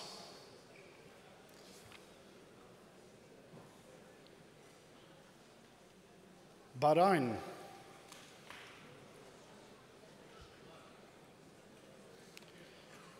Bangladesh,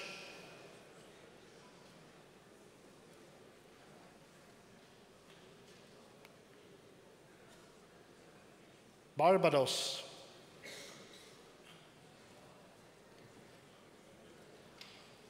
Belarus,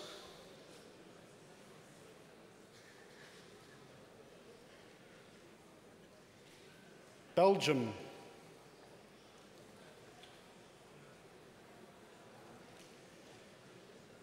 Belize,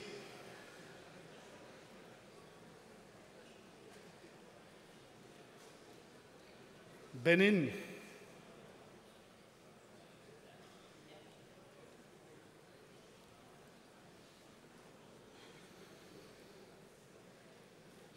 Bhutan,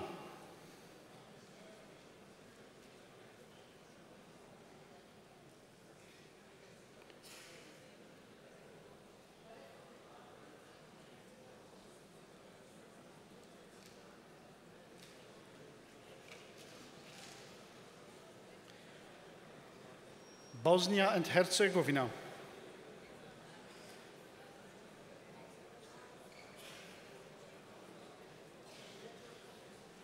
Botswana,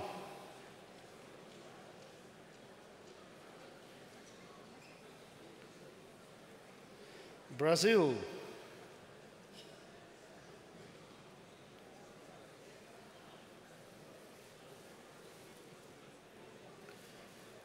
Brunei Darussalam,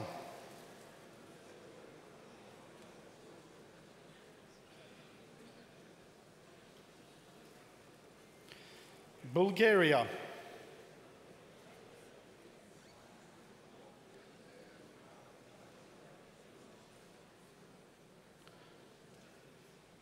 Burkina Faso,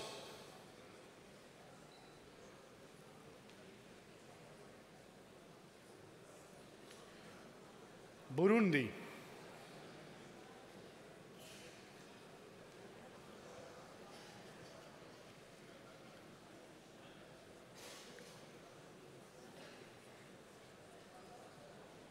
Cabo Verde,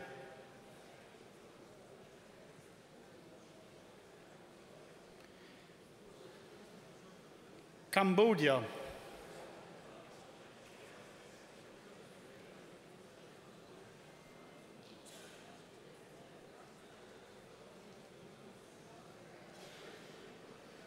Cameroon,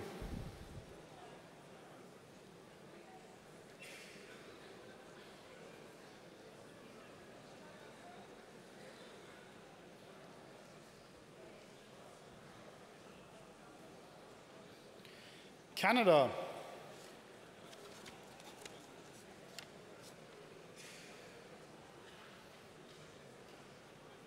Chad,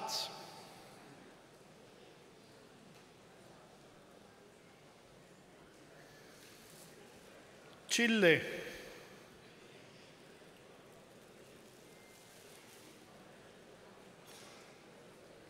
Colombia,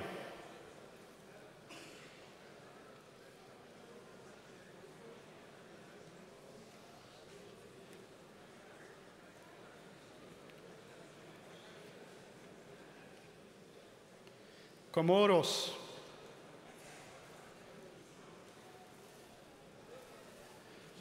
Costa Rica,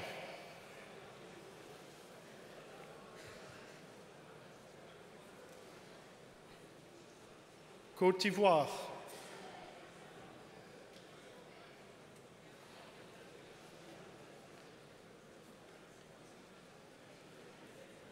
Croatia,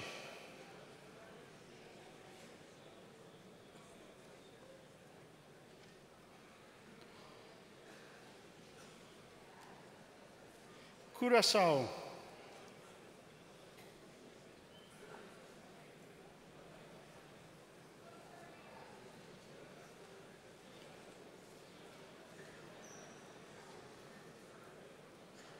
Cyprus,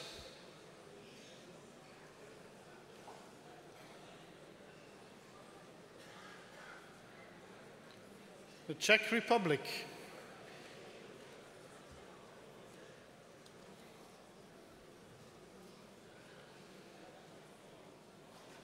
the Democratic Republic of the Congo,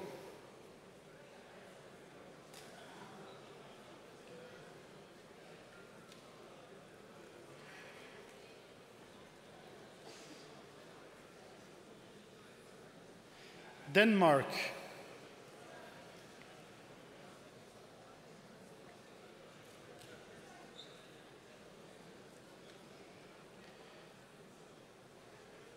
Dominica,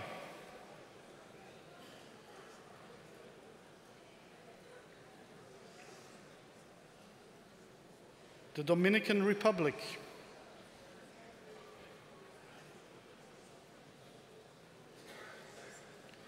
Ecuador,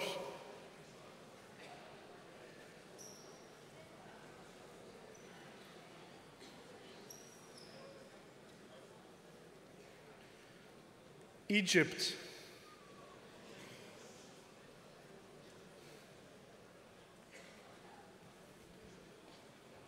El Salvador,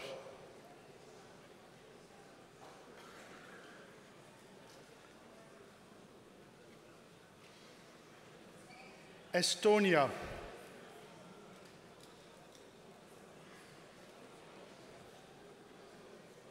Ethiopia,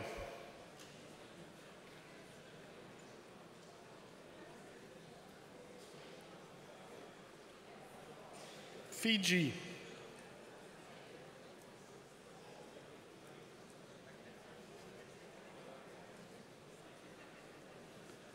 Finland,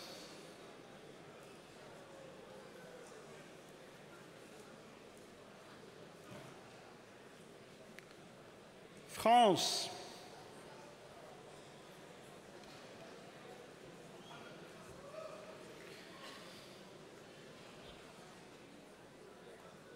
Gambia,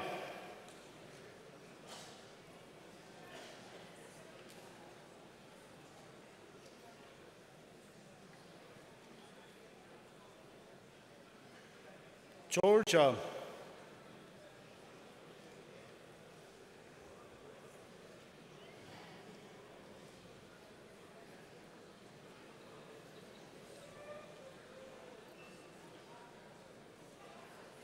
Germany,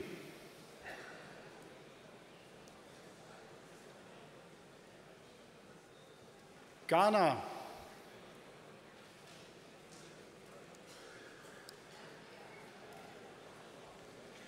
Greece,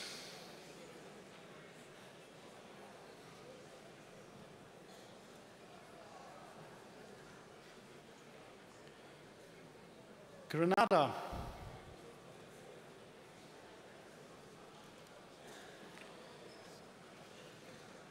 Guatemala,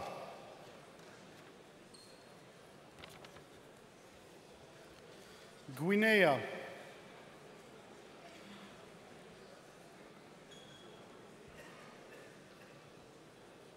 Guinea-Bissau,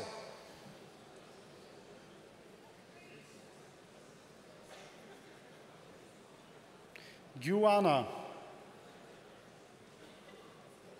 Haiti,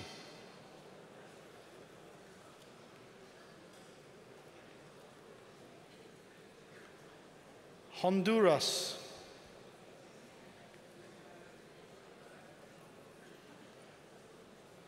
Hong Kong,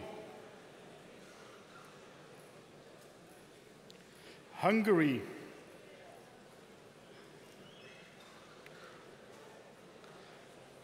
Iceland,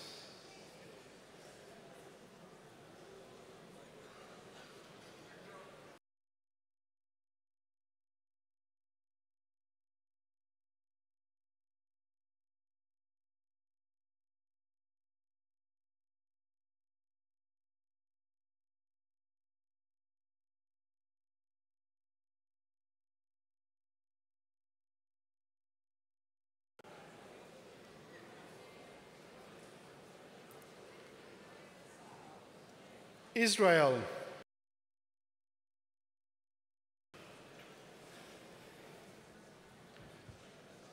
Italy,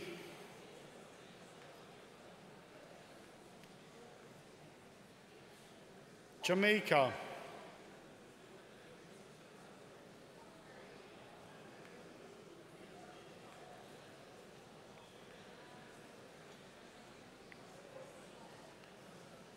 Japan,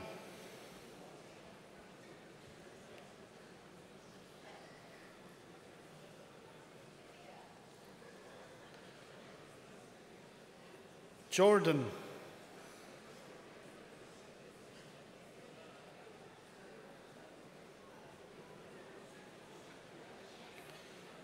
Kazakhstan,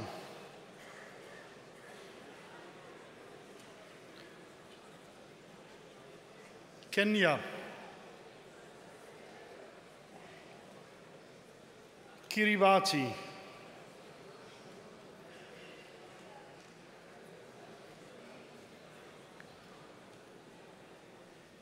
Kuwait,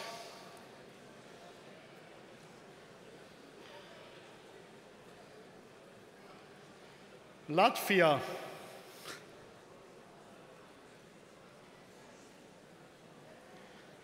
Lebanon,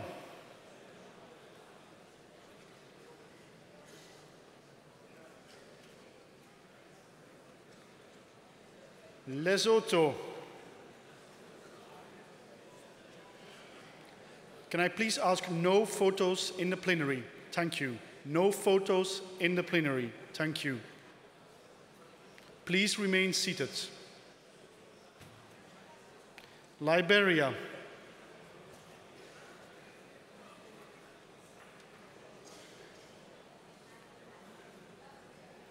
Libya.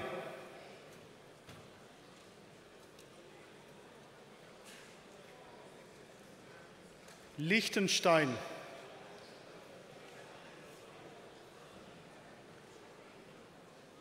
Lithuania.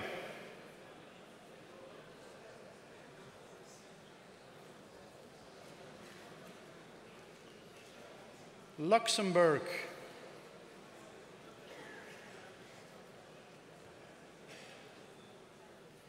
Macao.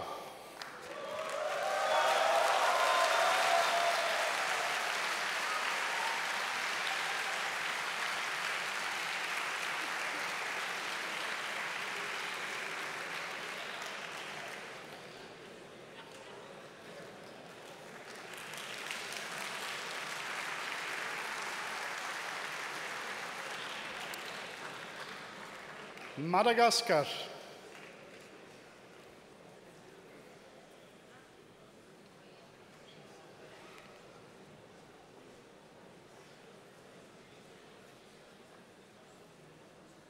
Malawi.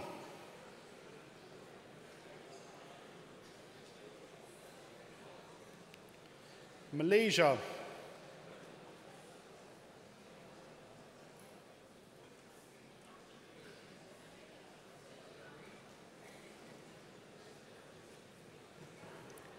Maldives.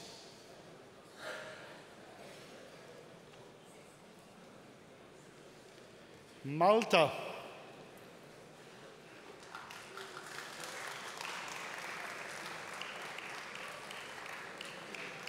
Mauritania.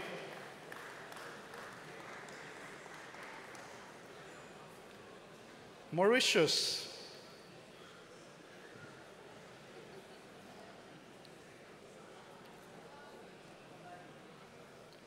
Mexico.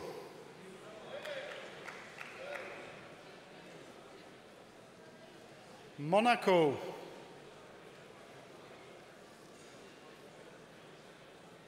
Mongolia.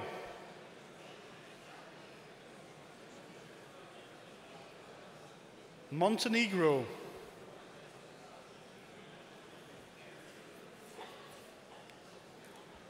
Morocco.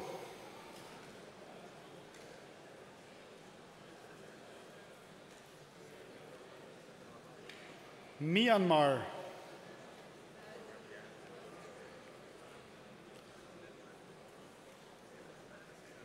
Namibia.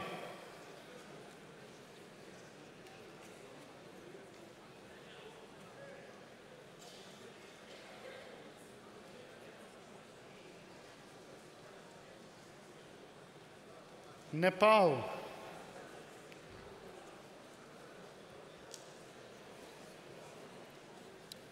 the Netherlands,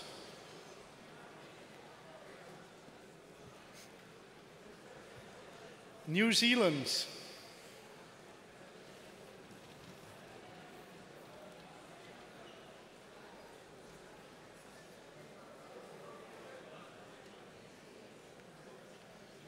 Nicaragua,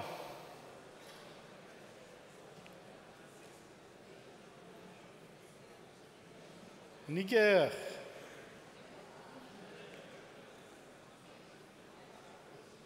Norway,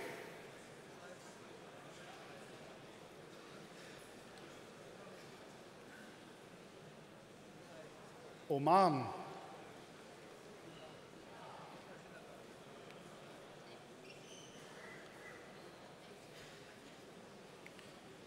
Pakistan,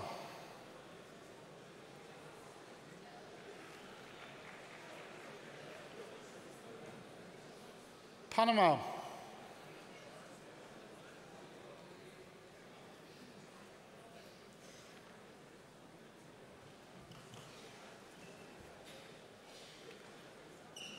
Papua New Guinea,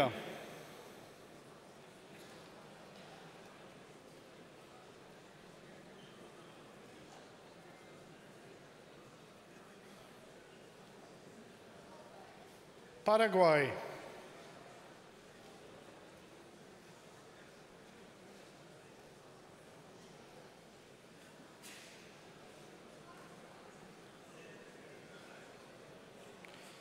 Peru,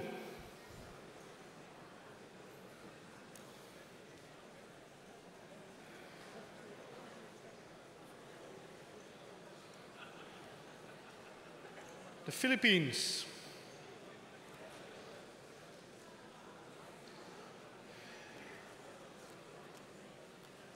the plurinational state of Bolivia,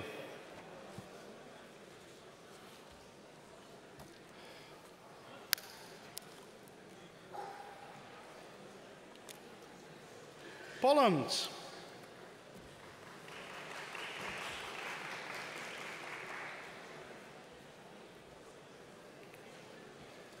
Portugal,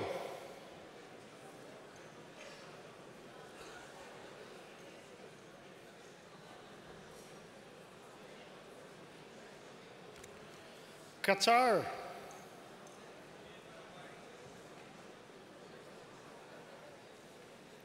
the Republic of Korea, the Republic of Moldova,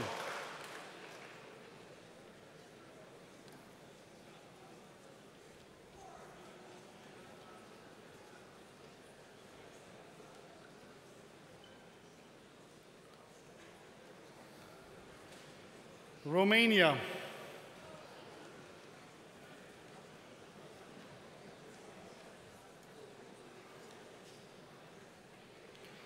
the Russian Federation,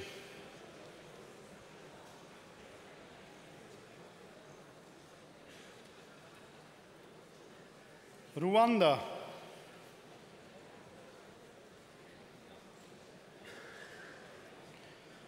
Saint Lucia,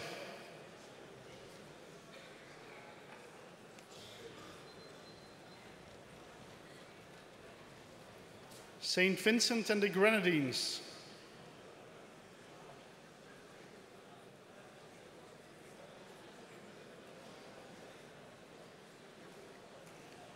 San Marino,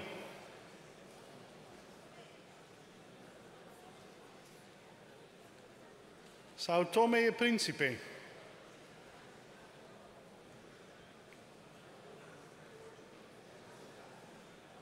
Saudi Arabia,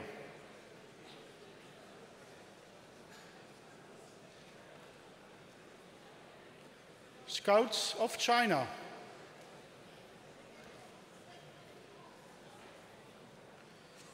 Senegal,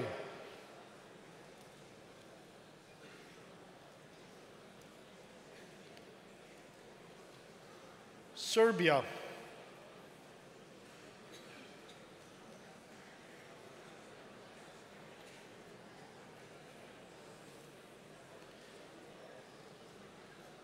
Seychelles,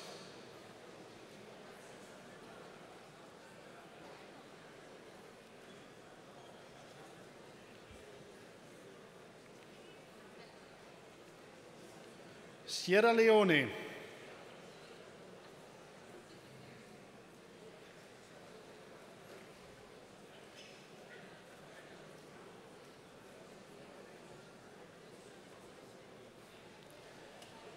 Singapore.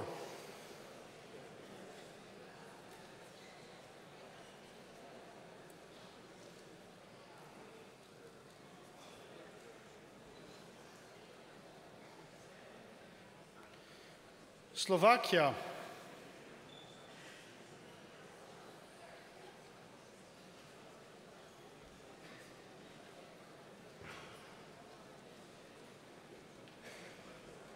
Slovenia.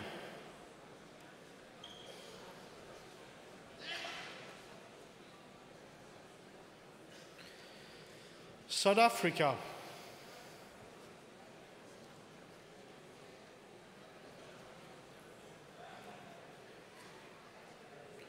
South Sudan. Spain.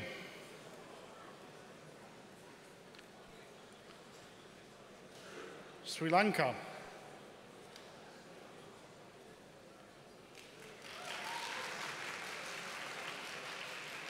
The State of Palestine. Sudan. Suriname. Swaziland.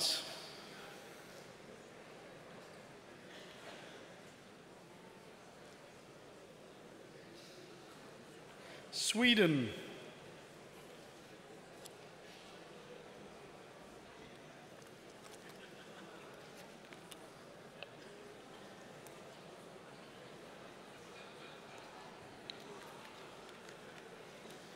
Switzerland.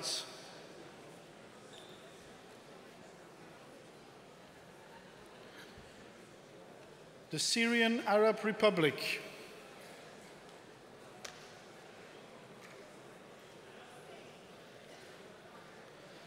Tajikistan.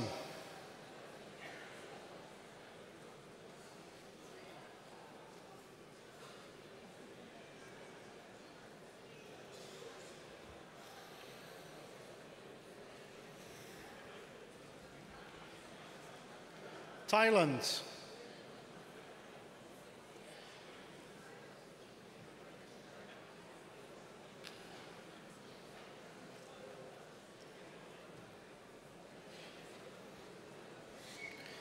The former Yugoslav Republic of Macedonia.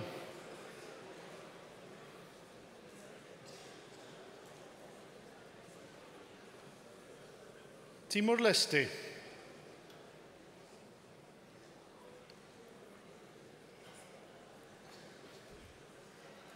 Togo.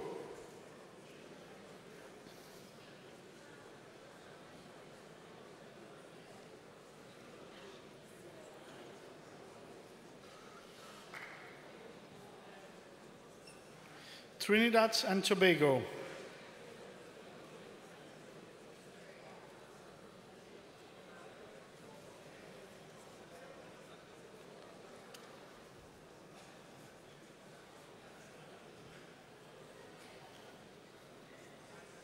Tunisia.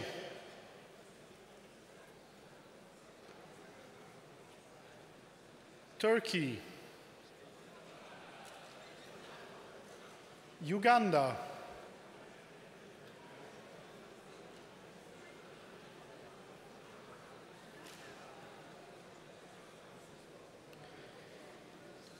Ukraine.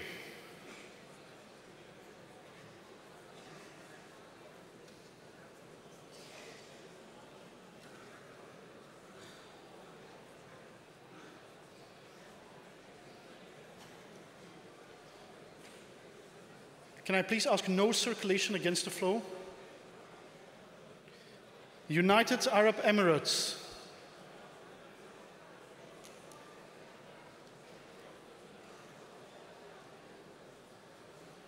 The United Kingdom.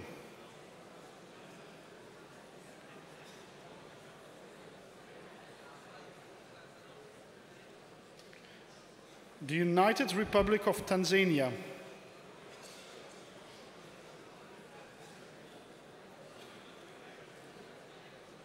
the United States of America,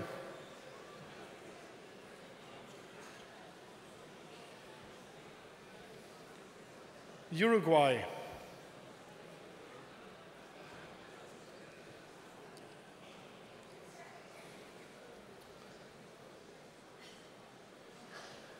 Venezuela,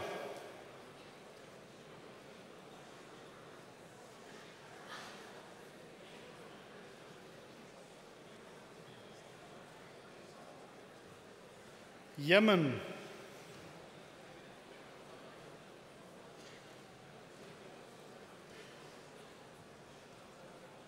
Zambia,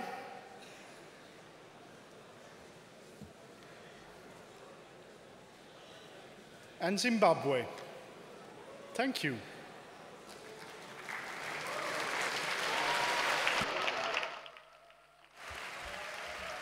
Thank you, David, and thank you, conference, for exercising your votes. Caitlin.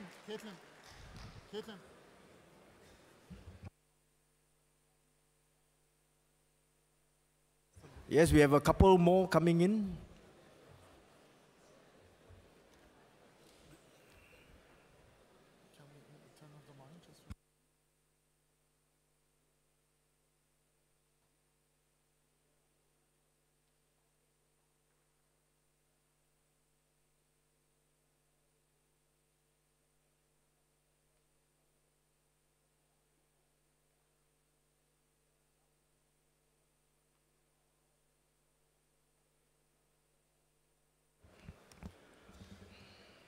Well, conference, the time now, it's about 6:37. We expect that it may take up to an hour to count the votes for the Jamboree bid, and thereafter maybe another 3 hours or so for the committee elections. All right, the plan is to announce the results for the Jamboree bids before we adjourn for dinner. But it will take an hour or so. As soon as the results are ready, we will make an announcement and we will come back after a break. For the committee votes, we propose to make the announcement later tonight at the dinner venue. All right, because it is important that the newly elected members have a chance to meet up and talk to each other and make some decisions. So now may I invite the tellers, all right, to bring the ballot boxes out of the plenary hall for the votes to be counted. Let's give them a big hand. They have 4 hours of job to do. It's going to be hard work.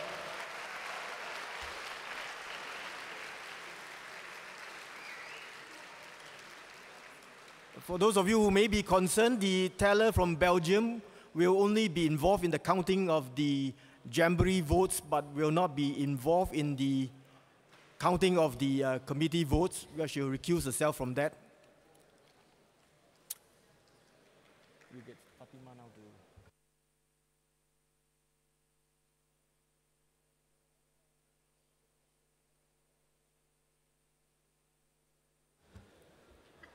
Okay, conference, it's been a hard day.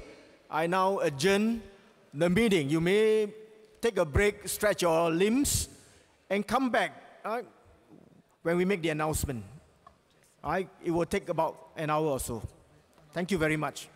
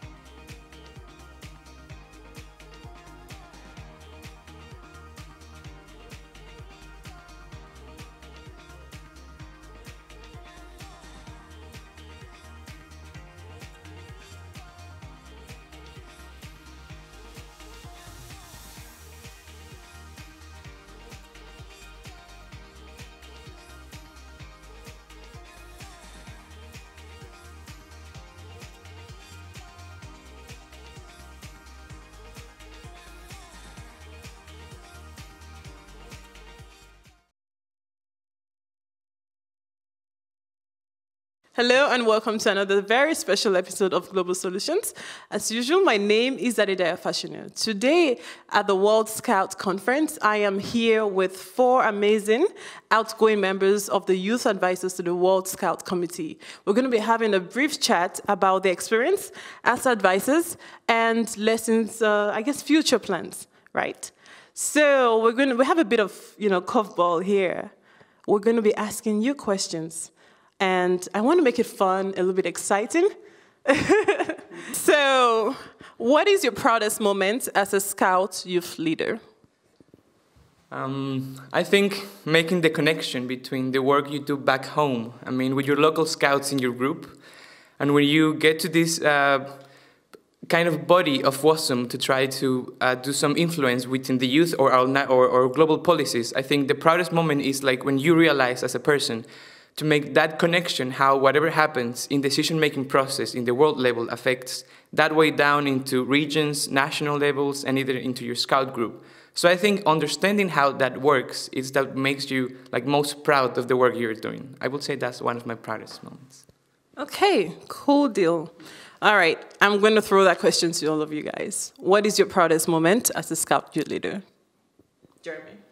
I think my proudest moment is actually what happened last week, which is the World Scout Youth Forum, which is an event where we bring people from 18 to 26 together and get to network, learn more about how our organization works, and also train on how to impact the decision-making at this event, the World Scout Conference. Yeah.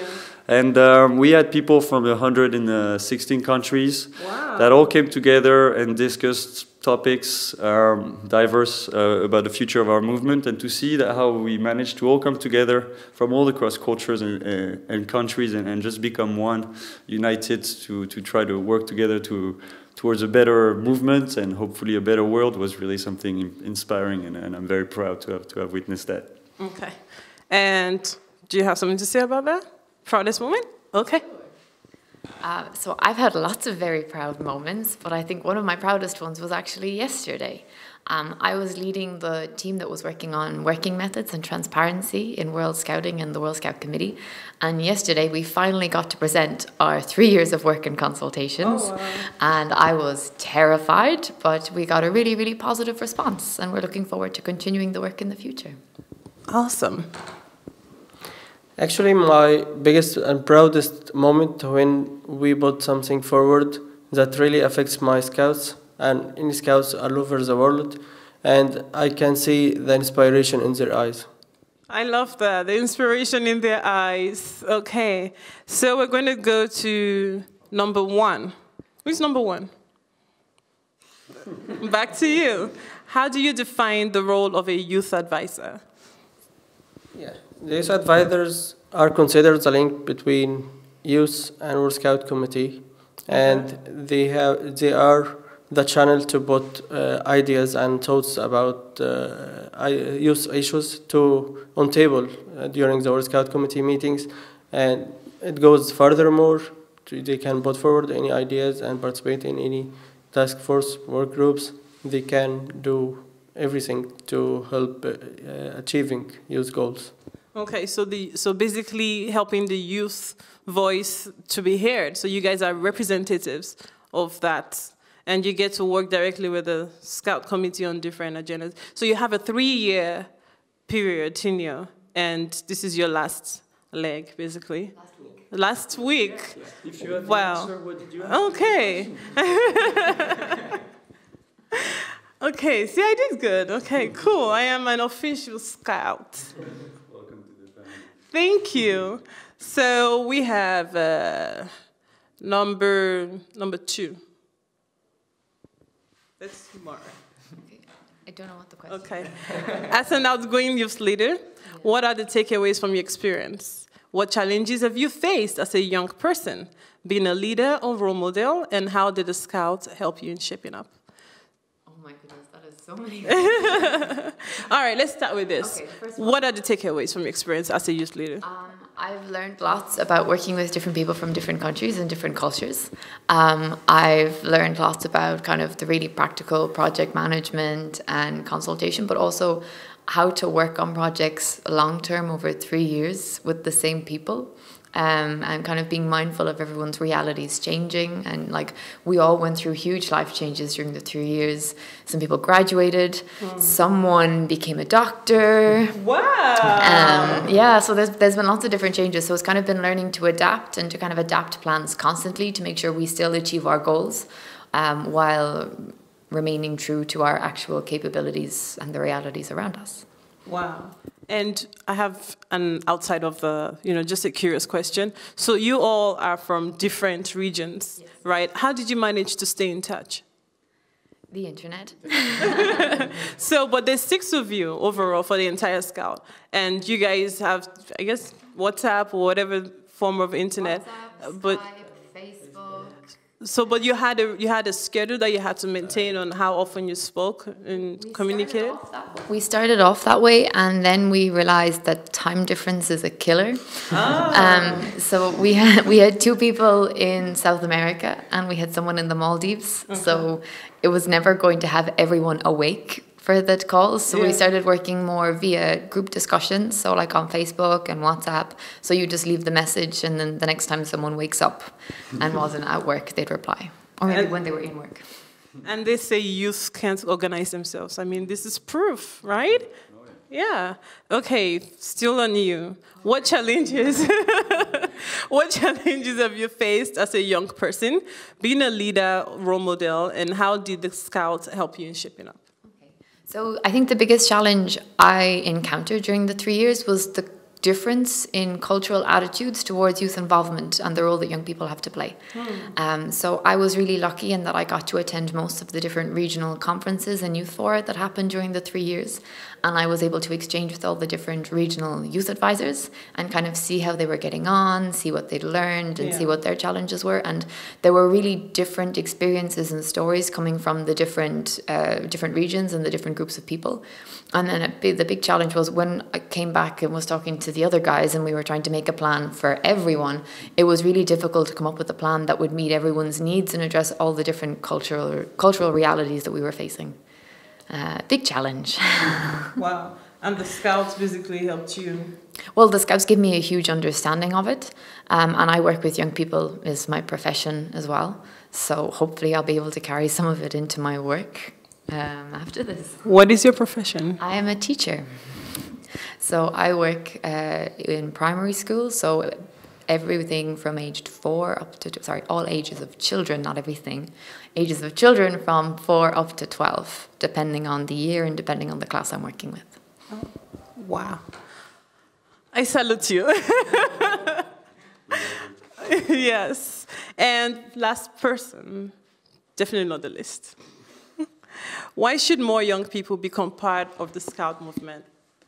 Oh, I love this question. I love this question because, prior to covering this and everything else, it's like we hear a lot about the Scout, but not everybody knows, or not a lot of people understand what the Scout movement is all about. So this is an opportunity for you to tell us what makes the Scout so attractive to young people. No, I think it's a very good question as well. And in Scouting, we face a lot of prejudices because the perception we might give when people see partially the activities we do might not reflect exactly what it is to be a Scout. And for me, the main thing that is so great about Scouting is how you can be a young person. You can be 16, you can be 14, you can be 21, and you can be given so much responsibility. You can be part of the organization of an international event for 5,000 people. You can take care of a team of 6, 11 years old when you're 13 and make sure that for 2 weeks during a camp there's harmony, projects get done, everybody has responsibility in the team. So you really get this trust given to you and this support to help you grow in confidence, get more skills, and then just discover exactly what potential you have. We hear a lot as young people that you might be the leaders of tomorrow, but right now you're just persons in training. But in Scouting, the message is really, you are the leaders of today. There is so much you can already do, and we're here to give you a chance to achieve that, to realize that, and to become these beautiful people that everyone can become. So that's my biggest. The biggest thing I like about Scouting is really how it's empowering you so much. The trust and support you get, and the opportunities are just amazing, and I've never seen that anywhere else. we are the leaders of today, right? That's perfect. So the curveball question, and it's not what you think. Okay, it is what you think. But I have to ask it, to be fair. And whatever answer you give is the correct answer. Fair enough? Okay. All right, that's number 3. What do you think are the biggest challenges young people face in the world today? And can you propose some solutions to these challenges? Who wants to go first? Please. Anybody? Do I pick? I'll give it a try. Thank you.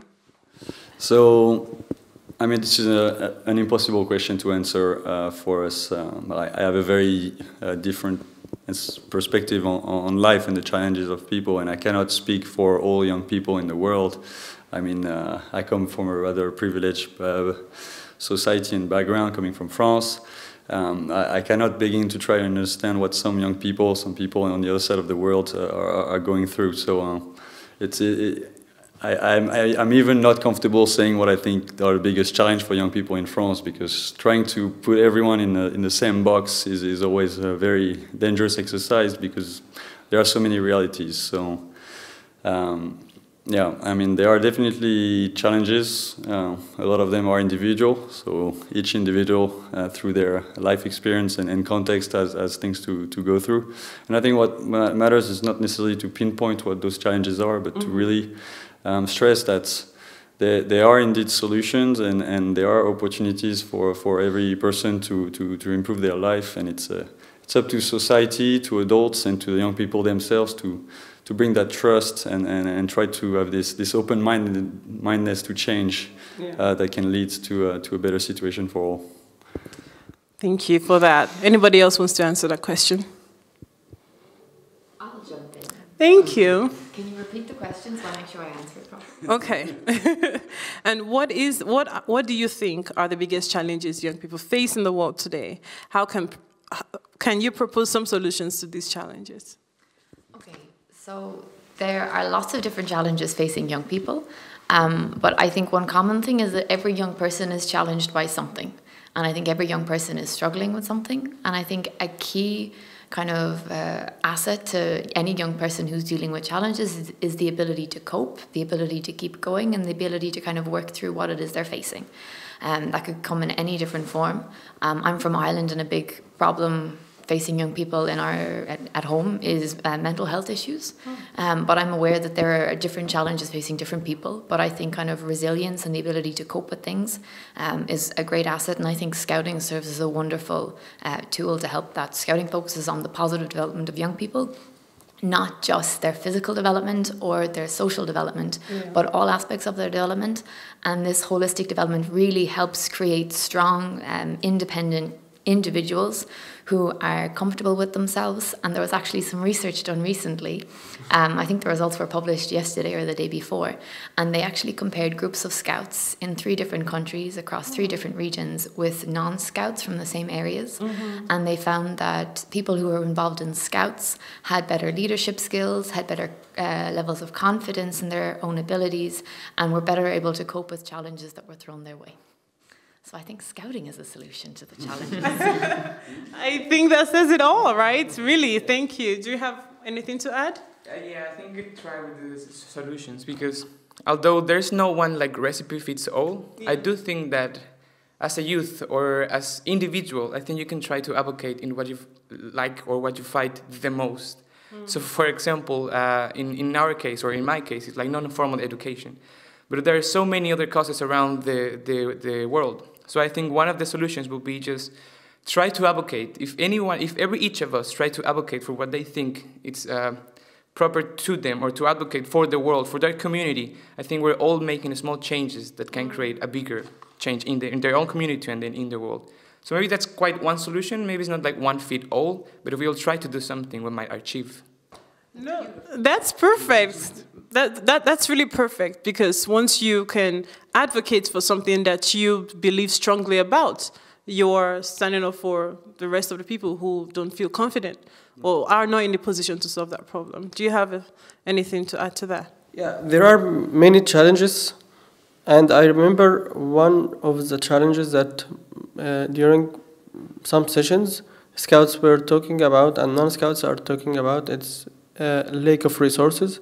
And I don't like to refer it like lack of resources, but decreased sharing resources. There are many resources, but the best thing that we share resources with each other from different regions, different countries, and to face any challenges, I see attitude, personal attitude is the most important thing. You have go and fight for what you want, and because if you don't ask, all answers will be no. So you should go ask for what you want. If you don't ask, all answers will be no. Beautiful. So we're going to wrap up shortly. And the last question, or I guess the way I want to do this, is each of you would say your name, your age, and since you're leaving. Oh, I can even feel your absence, you know. But I know we have a great set of people replacing you guys or taking over. But so your name, your age, your future plan for the next 3 years, and if you have that figured out. And, you know, your advice to the incoming youth advisors. So we will start from you, Jeremy. So my name is Jeremy. I am Jeremy Appert. Country? From France. I am 27. And my future plans in scouting are a bit undefined. I am very interested in the topic of environmental protection, environmental education. And there are some initiatives in scouting that work on this, so I would potentially like to try to work on those projects, on strengthening our educational programs when it comes to the environments. But that is really uncertain at this point. The one thing I know for sure is that I do want to take a month or 2 or maybe 3 to rest a bit. This was a very intense 3 years. And yeah, it's important to be able to recharge your batteries. There is a big temptation with so many opportunities given to you in scouting to always jump into the next mission straight away. And for one, I feel that I should take the time to rest a bit, reflect, see what opportunities makes the most sense to me, and take it from there. And your advice to the incoming? I mean, trust yourselves. You'll do great. You already have a lot of tools. I mean, you're scouts. You've been scouts for a long time. Trust in the adults as well with which you'll be working. They're here and then they're supportive of your ideas and initiatives. And don't forget where you come from. Don't forget that we're here to educate young people and to make sure that our movement is relevant for them, so that bring the topics and priorities you think will make the most sense and most impact for young people in scouting and outside around the world. Thank you, Jeremy. Name, age. Okay. I am Muntasir Hosni from Egypt. I am 27. My next plan is to take rest for not 3 weeks. First thing. Well deserved. Yeah. For Scout future plan, I will be working on promoting youth programs. Hopefully, I will start with my NSO.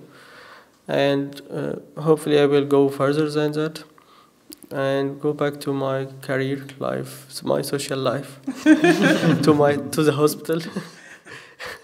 The social life is a hospital. And you're 27 and you're a doctor. Yes. Great accomplishment. And advice to... Just to be there and ask for what you want. Ask for what you want. Okay. I'm Luis. I'm from Mexico. I'm Luis Aguayo. I'm from Mexico. I'm 24 years old. And I think my plans for the next few years is going back to my local scout group. I really miss them. I've been living away from Mexico now, so I really want to go back. And I had a group of 11 to 14 scouts. They were really crazy, and I'm really missing all the crazy adventures you get in the scouts. My advice for the next year advisor would be, don't be shy. I mean, sometimes the committee meeting should be like a little bit intimidating, but by the time you will find out that it's your voice and everybody has their own opinion, so you should have your own too. Don't be shy and just speak up. Have your own opinion. And last but not the least, Moira. Hello, my name is Moira Fitzgerald. I am 24 and I'm from Ireland. And what I plan on doing when I finish being a youth advisor on Friday is to sleep. I'm super involved in the European region scouting already, so I plan to continue that. I've been in charge of the Beaver Scouts. Those are 6, 7, and 8-year-olds in my local scout group for the past 2 years. So I'm looking forward to starting into year 3 of Beavers. And I'm also going to move up and start helping with the Cub Scouts as well. So Cubs are 9, 10, and 11. So that's how I'm going to fill part of my time that I would otherwise be spending in airports. And my advice to the new youth advisors is to do what they think is best and don't let other people's expectations of them dictate how they behave.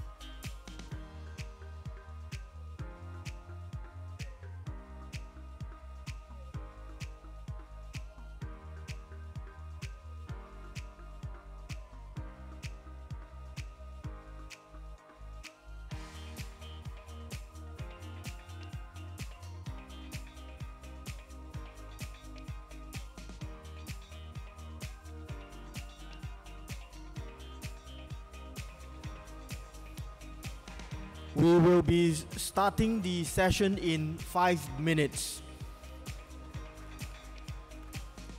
So if you have friends outside there, you might want to get them to come in quickly.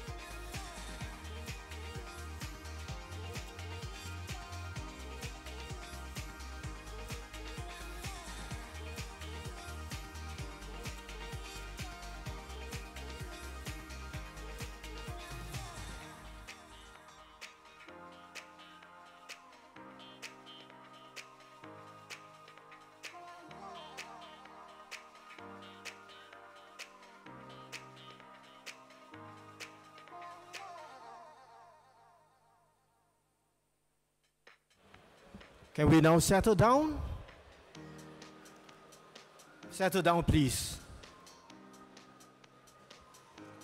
Before I announce the results, I would like to invite Fatima from the host to provide us with some more information on the Azerbaijani night.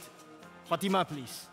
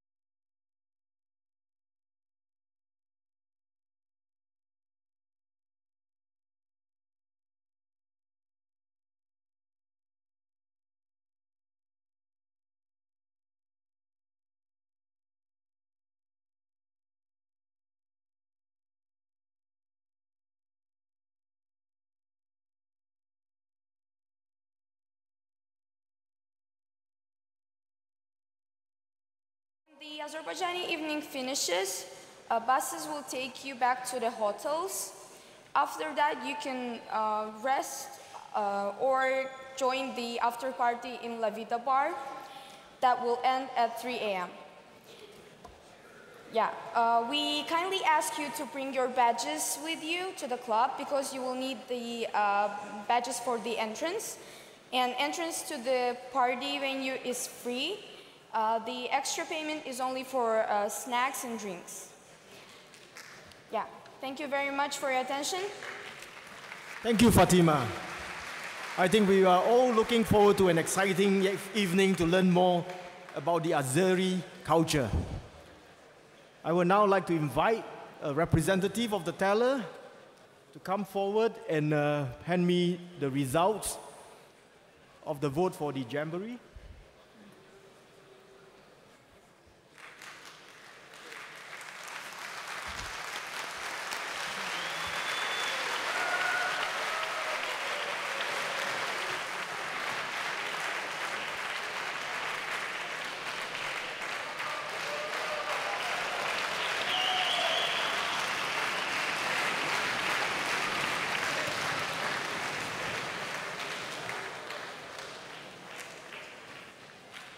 I will now announce the results. The 25th World Scout Jamboree goes to Korea.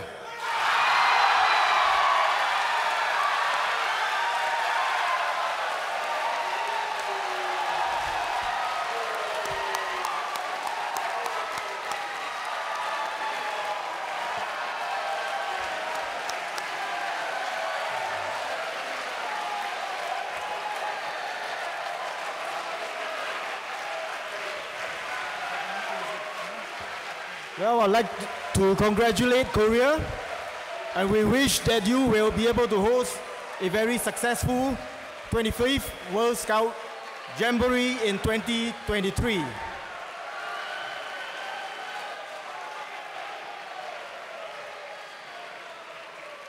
Remember, we have another announcement later tonight during the dinner. I will now adjourn the session. Thank you.